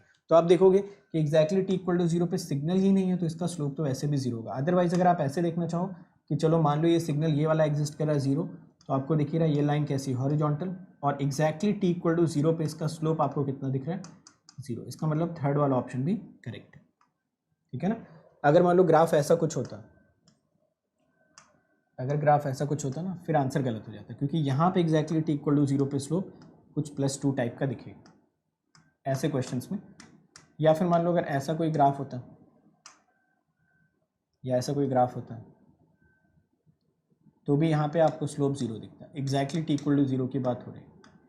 ठीक है, तो आपको चेक करना पड़ेगा कि एग्जैक्टली टी इक्वल टू 0 पे जो ग्राफ है क्या वो हॉरिजॉन्टली पास कर रहा है या नहीं कर रहा है। अगर वो हॉरिजॉन्टली पास कर रहा होगा तो एग्जैक्टली टी इक्वल टू 0 पे उसका स्लोप 0 हो जाएगा, और अगर वो टिल्टेड वे में पास कर रहा होगा उस केस में एग्जैक्टली टी इक्वल टू 0 पे आपका स्लोप 0 नहीं होगा। तो सी ऑप्शन भी करेक्ट हो गया। पूछा है नॉट ट्रू, पूछा है क्वेश्चन में पूछा कि कौन सा स्टेटमेंट इसमें से गलत है। लास्ट वाला देखो, लास्ट वाले बोल रहा है there exist a alpha, real alpha such that e to the power J alpha omega x of g omega is real. चलिए देखते हैं इस क्वेश्चन, इसका मतलब क्या है। क्वेश्चन में बोल रहा है E to the power J alpha omega x of omega to be real. ठीक है, मैं अगेन इसको मान लेता हूँ कुछ जी ओमेगा।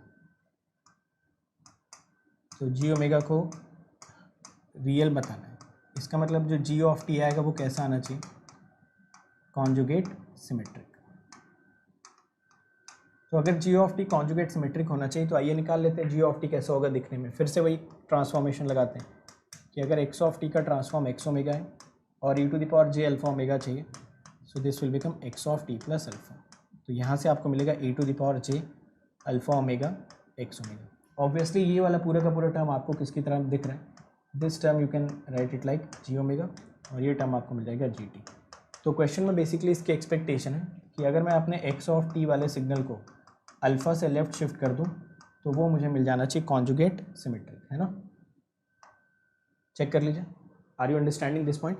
तो क्वेश्चन में बस इतना बोल रहा है कि अगर ये रियल चाहिए था तो हमने इसको सिंपली जी ओमेगा माना। जी ओमेगा अगर रियल है तो corresponding G of T conjugate symmetric होना चाहिए। फिर हमने जी ऑफ टी की वैल्यू निकाल दी which is nothing but X of T plus alpha. तो क्वेश्चन में सिर्फ और सिर्फ ये बोल रहा है कि ये जो x of T plus alpha ये कैसा होना चाहिए, ये होना चाहिए आपका कॉन्जुगेट सिमेट्रिक। तो जी ऑफ टी को कॉन्जुगेट सिमेट्रिक होने के लिए पहले उसका कॉम्प्लेक्स होना जरूरी है। जरा क्वेश्चन में देखो एक्स ऑफ टी कैसा था, रियल। अगर एक्स ऑफ टी रियल था और अल्फा भी रियल है तो x of T plus alpha भी कैसा होगा, दिस विल ऑल्सो भी रियल, है ना। ये कॉम्प्लेक्स तो हो नहीं जाएगा। जबकि हम लोगों ने डिस्कस किया था कि कॉन्जुगेट सिमेट्रिक होने के लिए पहली कंडीशन क्या होनी चाहिए कि एक्स ऑफ टी आपका कैसा होना चाहिए, कॉम्प्लेक्स। बट अगर एक्स ऑफ टी रियल है तो x of T plus alpha भी रियल है, मतलब वहाँ पे हम लोग कॉन्जुगेट सिमेट्री की बात नहीं कर सकते या फिर वो कॉन्जुगेट सिमेट्रिक सिग्नल नहीं होगा। तो अगर आपका x of T conjugate symmetric नहीं हुआ जैसा कि यहाँ पे दिख रहा है ये, तो डी वाला ऑप्शन आपका गलत हो जाएगा। समझ आया ना। तो ये आप बोलेंगे यहाँ पे कोई भी ऐसा अल्फा एग्जिस्ट नहीं कर रहा है जिसकी वजह से E to the power J omega alpha into x omega आपको एक रियल सिग्नल में रिजल्ट करा दे। तो ये कभी भी एक रियल सिग्नल में रिजल्ट नहीं कर सकता क्योंकि इसका करेस्पॉन्डिंग एक्स ऑफ टी या टाइम डोमेन वर्जन हमेशा आना चाहिए कॉन्जुगेट सिमेट्रिक। तो कॉन्जुगेट सिमेट्रिक कभी आ ही नहीं पाएगा क्योंकि एक्स ऑफ टी यहाँ पे कैसा आपका real. I hope you are getting these points, ठीक है। चलो आते हैं नेक्स्ट क्वेश्चन पे। चलो ये क्वेश्चन में डायरेक्ट आंसर बता दो यार, इसमें तो आपको 30 सेकेंड्स लेना चाहिए इस क्वेश्चन को बताने के लिए। So with in 30 second you should crack this question. इस क्वेश्चन में बोल रहा है for which of the following signals imaginary part of its Fourier transform would be zero. मतलब आपका ये बोलना चाहता है कि Fourier transform should be real. तो क्वेश्चन में बोलना चाहता है कि फोरियर ट्रांसफॉर्म आना चाहिए रियल, ठीक है। तो पहले वाले एक्स ऑफ टी को देखते हैं। फर्स्ट वाला एक्स ऑफ टी तो क्या है, neither even nor odd plus real, बस इतना यहाँ पे मेंशन किया। ये एक्स ऑफ टी क्या है, रियल कैसे पता चल रहा है, इनकी वैल्यूज से 1 - 1 लिखा है ना, तो ये रियल प्लस ऑड हो गया। तो ये तो प्योरली इमेजिनरी प्लस ऑड बनेगा।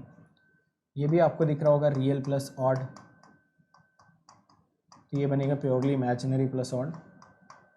ये आपको दिख रहा होगा रियल प्लस इवन, तो ये बन जाएगा रियल प्लस इवन। क्वेश्चन में पूछ रहा है कि आपका जो फूरियर ट्रांसफॉर्म आना चाहिए उसका इमेजिनरी पार्ट 0 होना चाहिए, उसके लिए फूरियर ट्रांसफॉर्म का रियल होना बहुत ज़रूरी है। तो कौन सा ऑप्शन इसमें करेक्ट होता, डी ऑप्शन, ठीक है, बिल्कुल सही बात।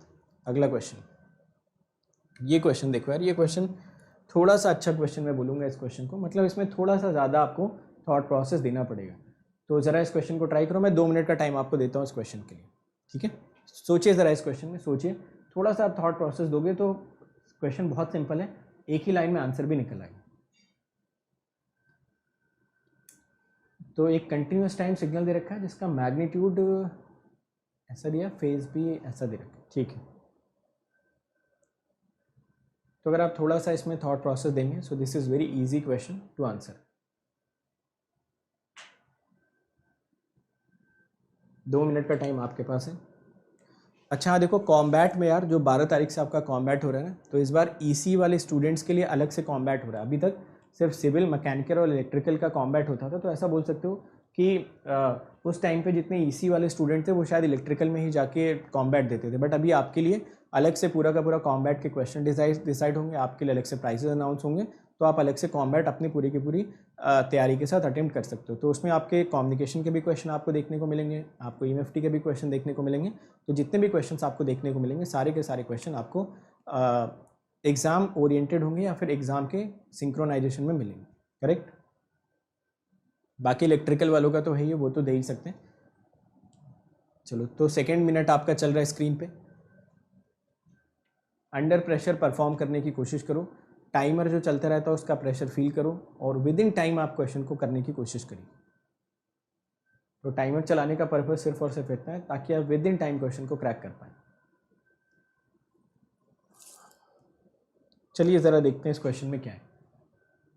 ज़रा देखो, फिर से मैंने बोला कि क्वेश्चन करने से पहले थोड़ा सोचो, क्वेश्चन में फॉर्मूला लगाने की ज़रूरत नहीं है। आपने देखा मॉड एक्स ओमेगा दे रखा था, तो आपको समझ आया कि अगर मुझे एक्स ओमेगा लिखना होगा किसी भी टाइम, एक्स ओमेगा लिखने का मतलब है mod of x omega e to the j power angle of x omega, ठीक है।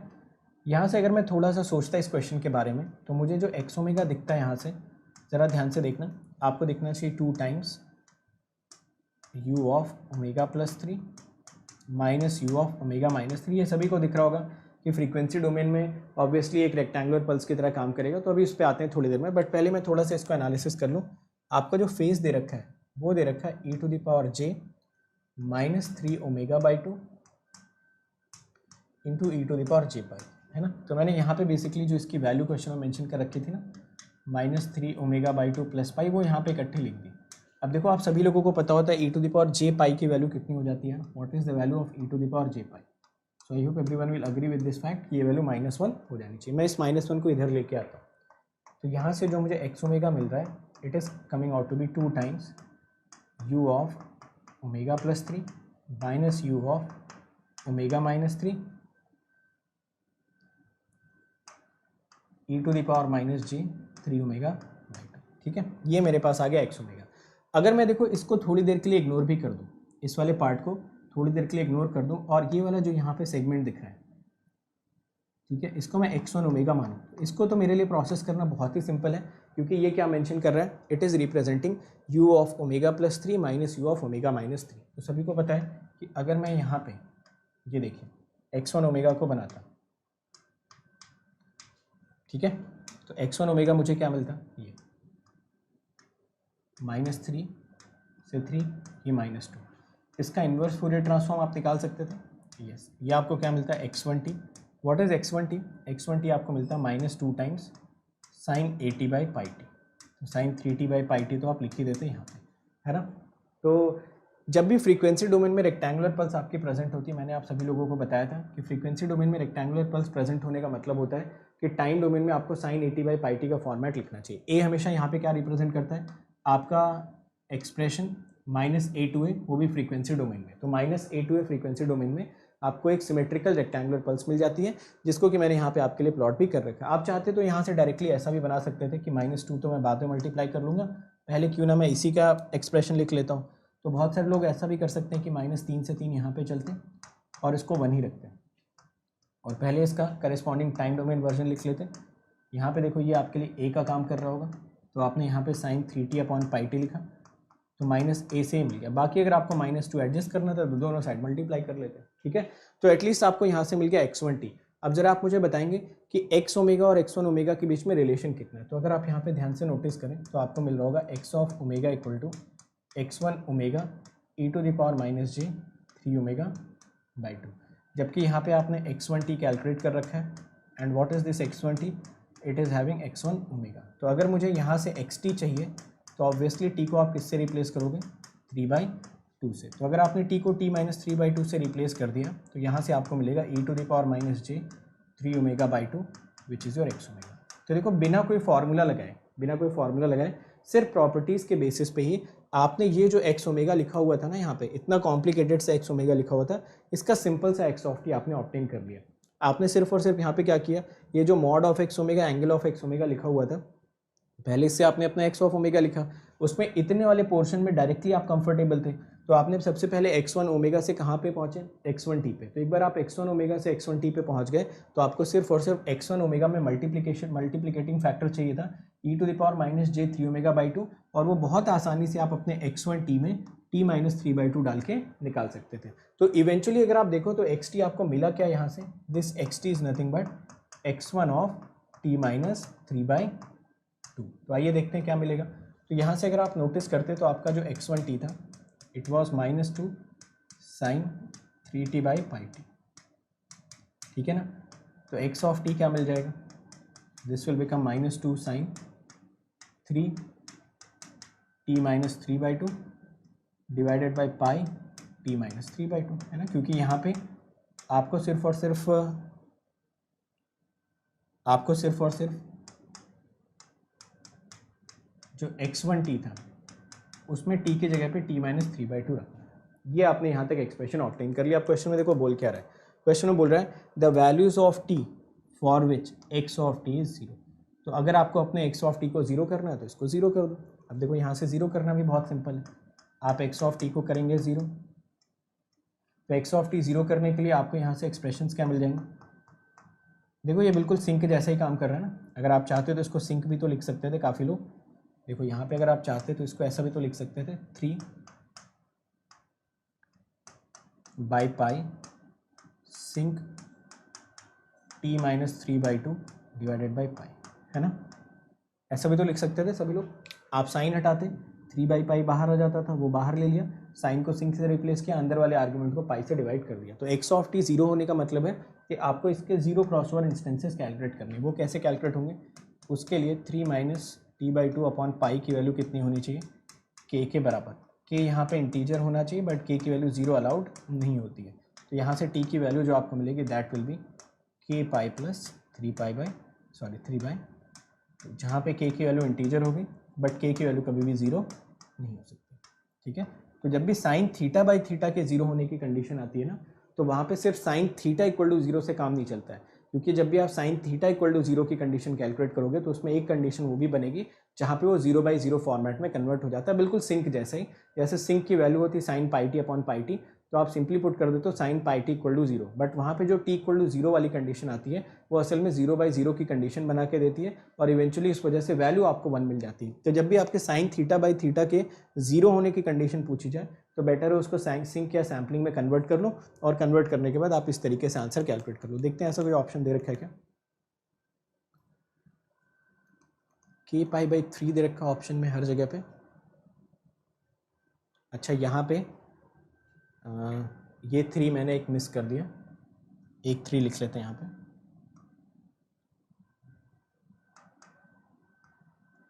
ठीक है ना। तो ये एक बाहर वाला 3 हमने यहाँ पे मिस किया, उसको भी यहाँ पे लगा देते हैं। तो ये मिल जाएगा के पाई बाई 3। तो कौन सा ऑप्शन करेक्ट होता, ये वाला। ए वाला ऑप्शन गलत क्यों है, क्योंकि इसमें के को कहाँ से स्टार्ट करा रहा है, जीरो से। तो ये वाला इसमें ब्लेंडर इसने कर रखा है, इस वजह से बी ऑप्शन अपना क्या होगा, करेक्ट होगा। समझ आ गया ना सभी लोगों को। तो सबसे पहले तो आप मुझे बताइए कितने लोग ये चीज़ समझ पा रहे हैं कि जितने भी क्वेश्चंस हमें दिखेंगे, फूरियर ट्रांसफॉर्म के क्वेश्चन हो या सिग्नल का इन जनरल क्वेश्चन हो, तो ब्लाइंडली उसमें स्टार्ट नहीं करना है।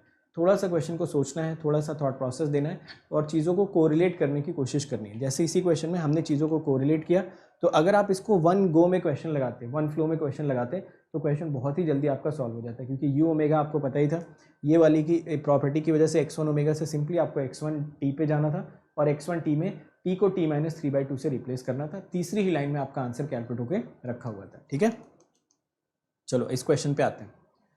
तो ये भी एक बड़ा ही अच्छा क्वेश्चन, बहुत ही इंपॉर्टेंट क्वेश्चन। यहाँ पे भी मैं आपको एक शॉर्टकट समझाऊंगा, ठीक है। तो एक इंपॉर्टेंट शॉर्टकट इस क्वेश्चन में भी समझाता हूँ, बट पहले आप लोग खुद से ट्राई करिए। क्वेश्चन में पूछ रहा है Fourier transform of the following signal given below is. तो ये एक सिग्नल दे रखा है, पूछ रहा है जब इसका फूरियर ट्रांसफॉर्म निकालोगे तो क्या आना चाहिए। फटाफट सॉल्व करिए, आंसर बताइए।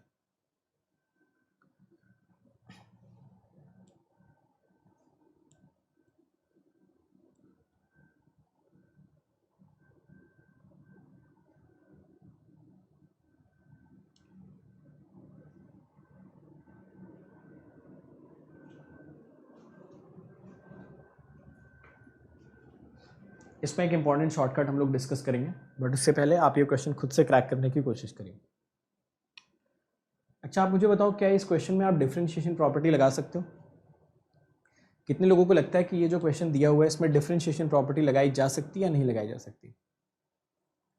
इस y ऑफ टी, मतलब इसको हम डिफरेंशिएट करके इसका ट्रांसफॉर्म निकाल सकते हैं डायरेक्टली या नहीं निकाल सकते, चेक करिए। तो मैंने बताया था डिफरेंशिएशन प्रॉपर्टी आप कब लगा सकते हो, जब डिफरेंशिएशन प्रॉपर्टी आप तभी लगा सकते हो जब आपके सिग्नल की एवरेज वैल्यू कैसी होनी चाहिए, जीरो। तो जब भी सिग्नल की एवरेज वैल्यू जीरो होगी, उसी केस में आप अपनी डिफरेंशिएशन प्रॉपर्टी को लगा सकते हो। तो I hope you are getting these points कि जब भी आपके सिग्नल की एवरेज वैल्यू जीरो होती है तभी आपको फूरियर ट्रांसफॉर्म की प्रॉपर्टी लगानी चाहिए। आइए देखते हैं इस क्वेश्चन को सॉल्व करते हैं। मैं क्या करता हूँ, यहाँ पे आपको एक तरीका बताता हूँ। ये जो y of T signal mention कर रखा है, ध्यान से समझेंगे सभी लोग, और इस टेक्निक को आगे हमेशा हर क्वेश्चन में आप यूज़ कर सकते हो, ठीक है। आगे आप हमेशा हर क्वेश्चन में यूज़ कर सकते हो, और बहुत ध्यान से समझना। ऐसा कुछ क्वेश्चन आपको मेंशन कर रखा था, इट वॉज -1 1। ध्यान से समझेंगे। जब भी देखो आपके पास कोई भी ऐसा क्वेश्चन है फूरियर ट्रांसफॉर्म का, जहाँ पे आपका जो सिग्नल है वो आपका या तो रैंप शेप ले रहा है, या तो रेक्टेंगुलर शेप ले रहा है, या फिर ऐसे शेप्स ले रहा है जिनका फूरियर ट्रांसफॉर्म आपको डायरेक्टली नहीं पता है, तो आप क्या कर सकते हो, आप अपने सिग्नल को डिफ्रेंशिएट करते उसको इम्पल्स में तो कन्वर्ट कर ही सकते हो, है ना। तो किसी भी सिग्नल को डिफ्रेंशिएट करके आप इम्पल्स में तो फाइनली कन्वर्ट कर ही सकते हो।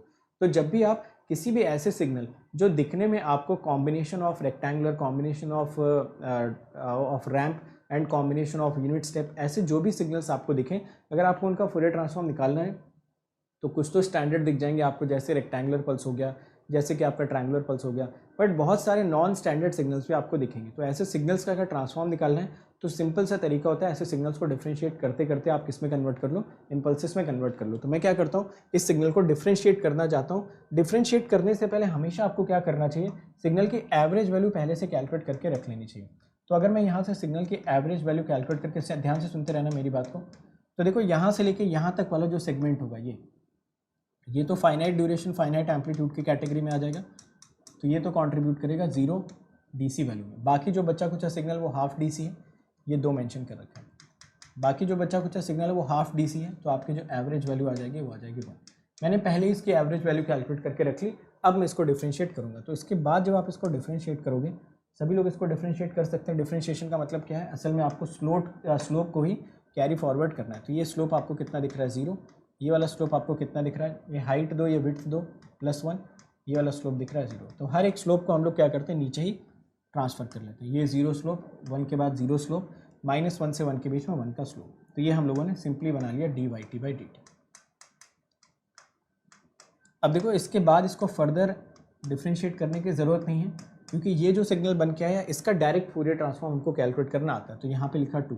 तो हमें अगर देखें यहाँ पे और हमसे कोई पूछता है कि what is the Fourier transform of dy/dt, तो सभी लोग बताएंगे कि इसका फूरियर ट्रांसफॉर्म कितना आ जाएगा, it will become 4 sampling omega. Yes और नो।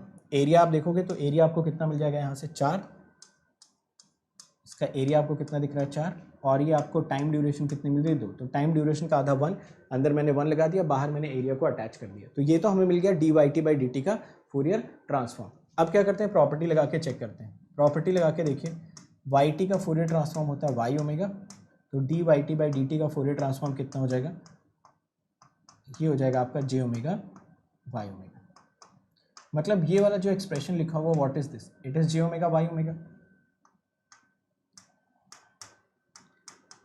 और ये आपको मिला 4 सैम्पलिंग ओमेगा। तो यहाँ से जो y ओमेगा का रिजल्ट आ जाएगा, it will be 4 sampling omega upon j omega. Check कर लीजिए इसको,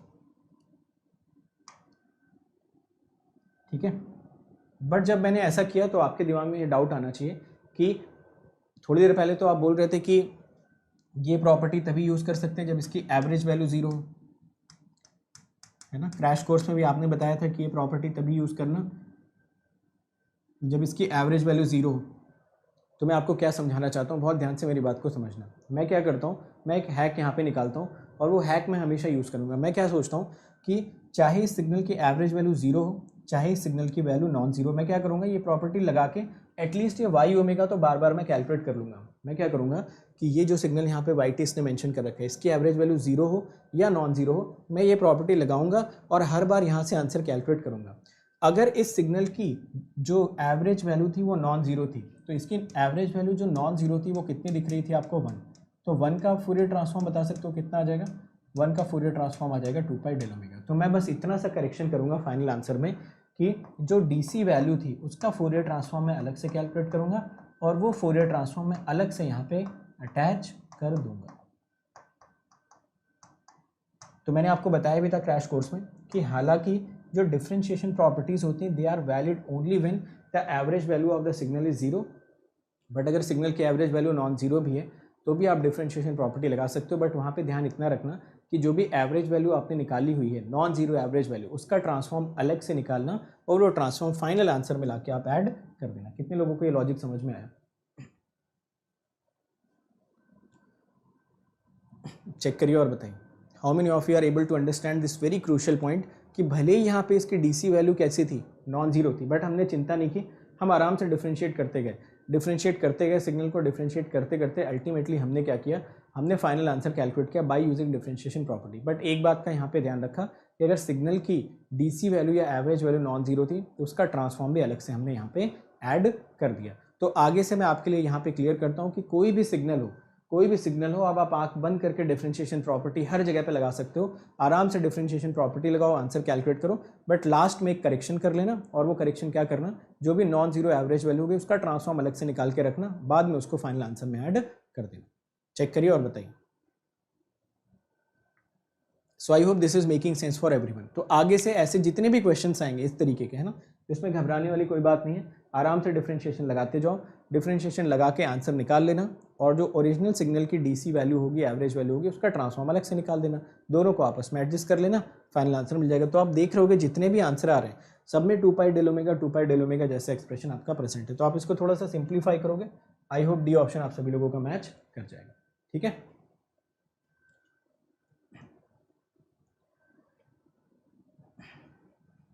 लाप्लास में इस इक्वल टू जे ओमेगा, इसका लाप्लास कैसे एग्जिस्ट करेगा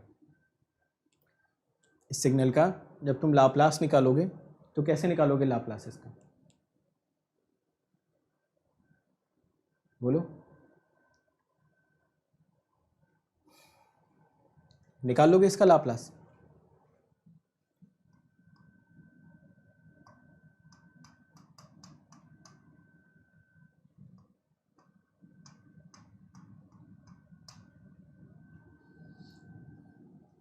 देखना, ये तो है तुम्हारा सिग्नल वाई टी, सुन लो मेरी बात ध्यान से, ये वाई टी ना तुम्हारा, ये स्लोप 1 हो गया, ये स्लोप 0 हो गया 1, और ये था स्लोप 0। यहाँ से जब तुम अपना वाई एस कैलकुलेट करोगे,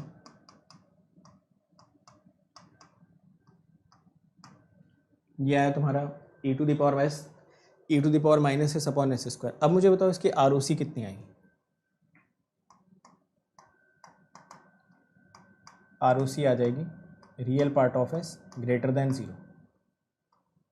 अब अगर real part of S greater than 0 आ गया तो क्या जी ओमेगा आर ओ सी का पार्ट होगा? नहीं। तो अगर जी ओमेगा आर ओ सी का पार्ट नहीं होगा तो जी ओमेगा उठा के यहाँ रख भी नहीं पाओगे। समझ आया ना सभी को? तो जो लोग सोच रहे हैं कि s equal to j omega डाल देंगे, वो तब डालते हैं जब आपका signal finite duration finite amplitude होता है। टाइम डोमेन में जब signal finite duration finite amplitude हो तब आराम से लाप्लास निकालो, लाप्लास निकालने के बाद s equal to j omega रख दो, या उन सारे सिग्नल्स में आप s equal to j omega उठा के डाल सकते हो जहाँ पे आपका R O C j omega axis को इंक्लूड कर रहा है। यहाँ पे जब तुम आर ओ सी कैलकुलेट करोगे तो आर ओ सी हमेशा तुमको मिलेगा real part of S greater than 0। अगर ये real part of S greater than 0 मिल रहा है मतलब जी ओमेगा एक्सिस का पार्ट नहीं है, तो उस केस में तुम्हारा आंसर इससे कभी भी मैच नहीं करेगा। समझ आया? ठीक है, तो ऐसी गलती मत करना। अब ये देखो फाइनाइट ड्यूरेशन फाइनाइट एम्पलीट्यूड नहीं है ना, ये सिग्नल अगर तुम देखो तो राइट साइडेड सिग्नल है ना, ये सिग्नल अगर देखो टाइम डोमेन में कैसा है, राइट साइडेड। तो अगर ये सिग्नल राइट साइडेड है तो आरओसी भी कैसी आनी चाहिए, right of the rightmost pole, RHP, वो आ भी रही आरएचपी यहाँ पर। समझ गए? तो जितने भी फाइनाइट ड्यूरेशन और एब्सोल्युटली इंटीग्रेबल सिग्नल्स होते हैं ना, उनके लिए आप सिंपली लाप्लास निकालो, इसको जी ओमेगा डालो, आंसर कैलकुलेट कर लो। बट ये सिग्नल कैसा था तुम्हारा, ये सिग्नल राइट साइडेड है ना, तो आरओसी भी राइट साइडेड आएगी। आप निकाल के चेक कर लेना। आरओसी निकालने के लिए इसकी आरओसी निकालोगे real part of S greater than 0, इसकी आरओसी निकालोगे रियल पार्ट ऑफ लीनियरिटी लगाना, इंटरसेक्शन लेना, फाइनल आंसर कैलकुलेट कर लो। तो जैसे मैंने लाप्लास में लीनियरिटी बताई थी ना, आप लीनियरिटी लगाना, लीनियरिटी के 2 केसेस बताए थे, आप जज कर लेना। तो जब आप इस सिग्नल का नेचर जज करोगे तो आपको ये मिलेगा राइट साइडेड सिग्नल, तो आरओसी आ जाएगी right of the rightmost pole. ठीक है, समझ गए? तो ये गड़बड़ मत करिए, ये हमेशा तभी करिए जो आपका signal finite duration finite amplitude का हो। चलो ये क्वेश्चन, अगला क्वेश्चन,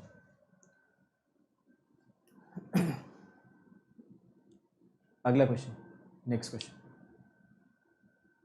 इस क्वेश्चन में भी आप 2 मिनट तो ले ही सकते हो, चलो 2 मिनट ले लो इस क्वेश्चन के लिए।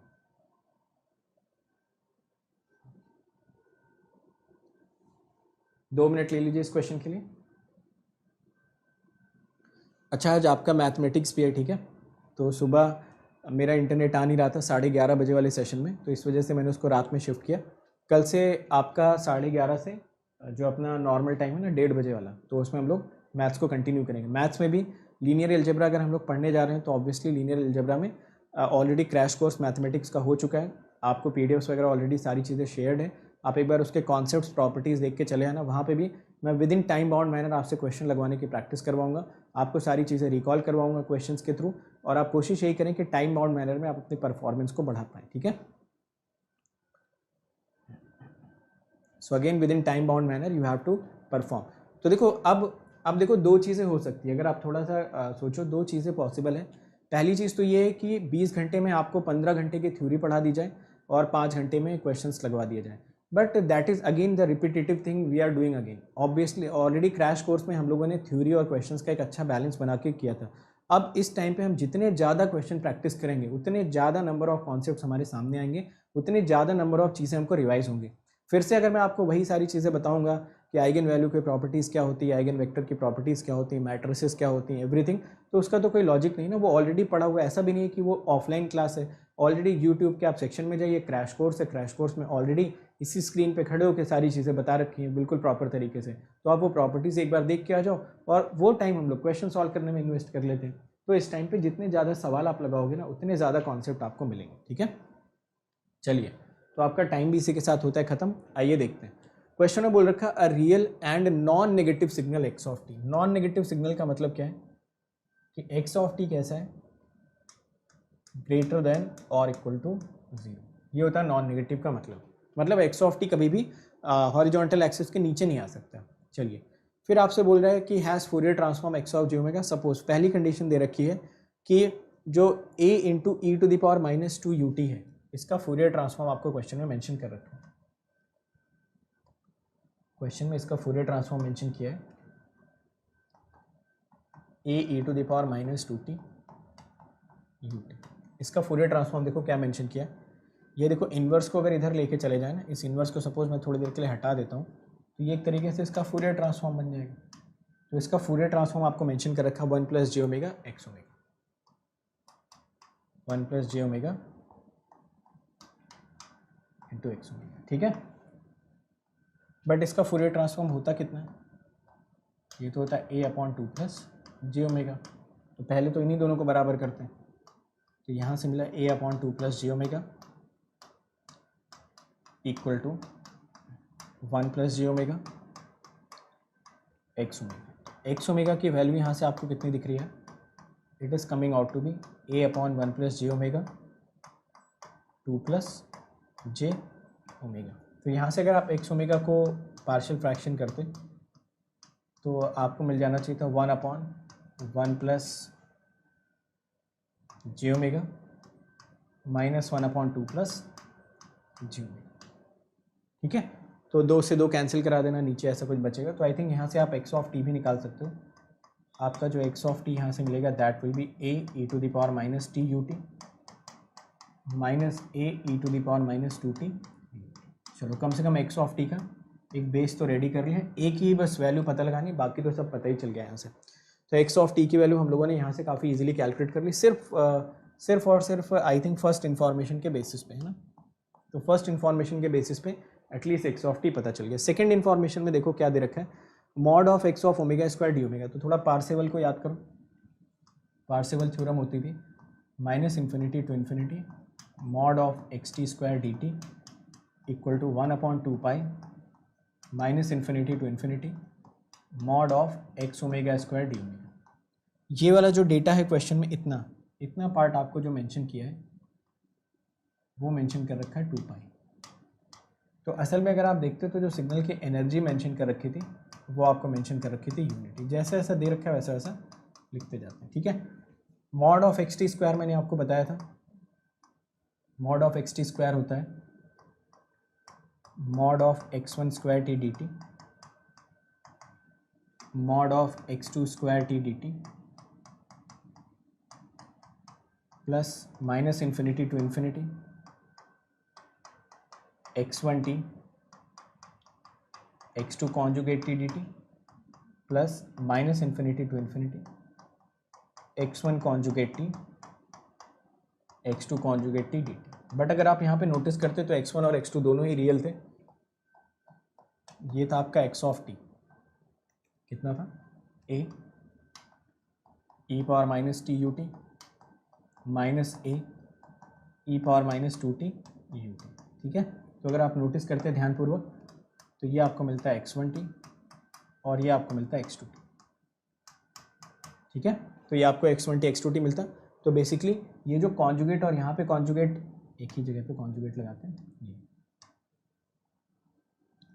तो आपको जो यहाँ पे कॉन्जुगेट दिख रहा था ना, वो आपके रियल में कन्वर्ट हो जाता है। तो असल में ये वाला जो एक्सप्रेशन x ऑफ टी को अगर आप यहाँ पे डालते तो आपको क्या मिलता फाइनल एक्सप्रेशन? तो फाइनल एक्सप्रेशन आपको मिलता -∞ to ∞ मॉड ऑफ x1t का होल स्क्वायर dt। इसकी वैल्यू देखो आपको क्या मिलती है, -∞ to ∞ mod of x1 square T plus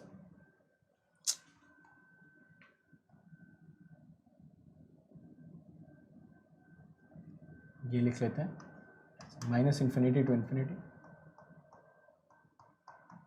minus x2t। ठीक है, तो जस्ट ये मैं फॉर्मूलेज थोड़े बहुत आपको रिकॉल करा दे रहा हूँ, अदरवाइज तो लिखने को तो डायरेक्ट भी लिख ही सकते।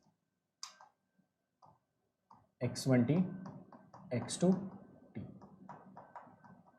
dt। ठीक है, चेक कर लो। तो ये चाहते तो हम लोग एक लाइन में भी लिख सकते थे, बट थोड़ा बहुत मैंने आपको याद दिला दिया कि जब भी आपका x of T x1t plus x2t के बराबर होता है तो mod of x1 square T को ऐसे कुछ ओपन करते हैं। चलिए, तो मैंने ऐसे ओपन करके आपको बता दिया, बट इस केस में x1t और x2t दोनों ही रियल थे, तो रियल होने की वजह से ये दोनों मॉड तो चाहो आप होल्ड करके रख लो, बट यहाँ पे तो पहले से ही मॉड नहीं था, तो ये x1 x2 दो बार ऐड होके 2 टाइम्स x1 और x2 आपको दे देंगे। अब यहाँ पे माइनस था तो मैंने माइनस साइन लगा दिया। अब ये देखो क्या रिप्रेजेंट कर रहा होगा, ये तो रिप्रेजेंट कर रहा है x1 की एनर्जी, ये क्या रिप्रेजेंट कर रहा है x2 की एनर्जी, ये क्या रिप्रेजेंट कर रहा है multiplication -∞ to ∞ x1t x2t dt। ठीक है, आप सभी लोगों को पता होगा कि a e to the power -at ut, इसकी एनर्जी कितनी होती है a² if a is greater than 0। याद है ये वाला स्टैंडर्ड एक्सप्रेशन सभी लोगों को? तो e to the power -at ut का जो एनर्जी आता है दैट इज़ 1/2 है, बाकी a तो आपका a² के फॉर्म में यहाँ पे पहुँच जाएगा। तो इसकी वजह से जो एनर्जी आएगी वो कितनी मिलेगी, देखिए ये है a e to the power -t ut, तो ये तो मिल जाएगा आपको a²/2 प्लस सेकेंड वाले का देखते हैं, ये आपको मिल जाएगा a²/2 है, मतलब a²/4। इसको देखते हैं कैसे सॉल्व करोगे, तो ये 0 to ∞ a e to the power -3t dt, तो a की वजह से a² भी बाहर आ जाएगा। तो यहाँ से जो आपको एक्सप्रेशन मिलेगा वो मिल रहा है a²/2 प्लस a²/4 -2a²/3। ठीक है, इसको आप ऐड करोगे 4 12 2 -3 a²/12 यहाँ से आना चाहिए। एक बार चेक कर लो, समझ आ गया ना? तो देखो इसमें ये सब चीज़ें तो आपको समझाने के लिए थी, है ना, वो तो आप एक लाइन में यहाँ से कर सकते थे कि आपको मॉड ऑफ xt का स्क्वायर 1 मिल रहा था, इसके बाद वाली जो लाइन थी उसमें आपको बहुत बिल्कुल टाइम वेस्ट नहीं करना था। आपको साफ साफ दिख रहा था कि यहाँ पे अगर ये x1 माइनस x2 का कॉम्बिनेशन है तो x1 की एनर्जी प्लस x2 की एनर्जी -2 टाइम्स x1 और x2 का प्रोडक्ट। तो सिंपल सी चीज़ मैंने जस्ट यहाँ पे सॉल्व की है, x1 की एनर्जी x2 की एनर्जी -2 टाइम्स x1 और x2 का प्रोडक्ट। बाकी ये एक स्टैंडर्ड सिग्नल था जिसकी एनर्जी आप सभी लोगों को पहले से ही पता होती है, तो एनर्जी भी निकालने में टाइम वेस्ट हुई नहीं। यहाँ से डायरेक्टली हमने लिखा a²/2 a²/4 -2a² तो आ ही रहा था, क्योंकि यहाँ से वाला a और यहाँ वाला a जब मल्टीप्लाई होगा तो ये a² के फॉर्म में बाहर आ जाएगा। ये देखिए ये वाला, ये a और ये a जब मल्टीप्लाई होगा तो ये a² के फॉर्म में बाहर तो आ ही जाएगा, और नीचे जो आपका एक्सप्रेशन बचेगा वो e⁻³ मल्टीप्लाई होकर दोनों ऐड हो जाएंगे, -t और -2t। फिर उसके बाद इसका इंटीग्रेशन सबको पता है 3 आ जाएगा प्लस के साइन के साथ, तो ये -3 इसके साथ इंटैक्ट रहेगा। ठीक है, आ गया समझ में? तो ये आपको मिला a²/12 और इसकी वैल्यू कितनी दे रखी है, इसकी वैल्यू दे रखी है 1। तो क्वेश्चन में अगर आप देखें तो a²/12 की वैल्यू आपको मेंशन कर रखी है यूनिटी। ठीक है, तो a की वैल्यू यहाँ से कितनी आ जाएगी, ±√12। तो आइए x ऑफ टी का एक्सप्रेशन लिखते हैं। x ऑफ टी का एक एक्सप्रेशन आना चाहिए √12 e to the power -t ut minus, और दूसरा जो आंसर आना चाहिए that should come out to be -√12 e power minus t u T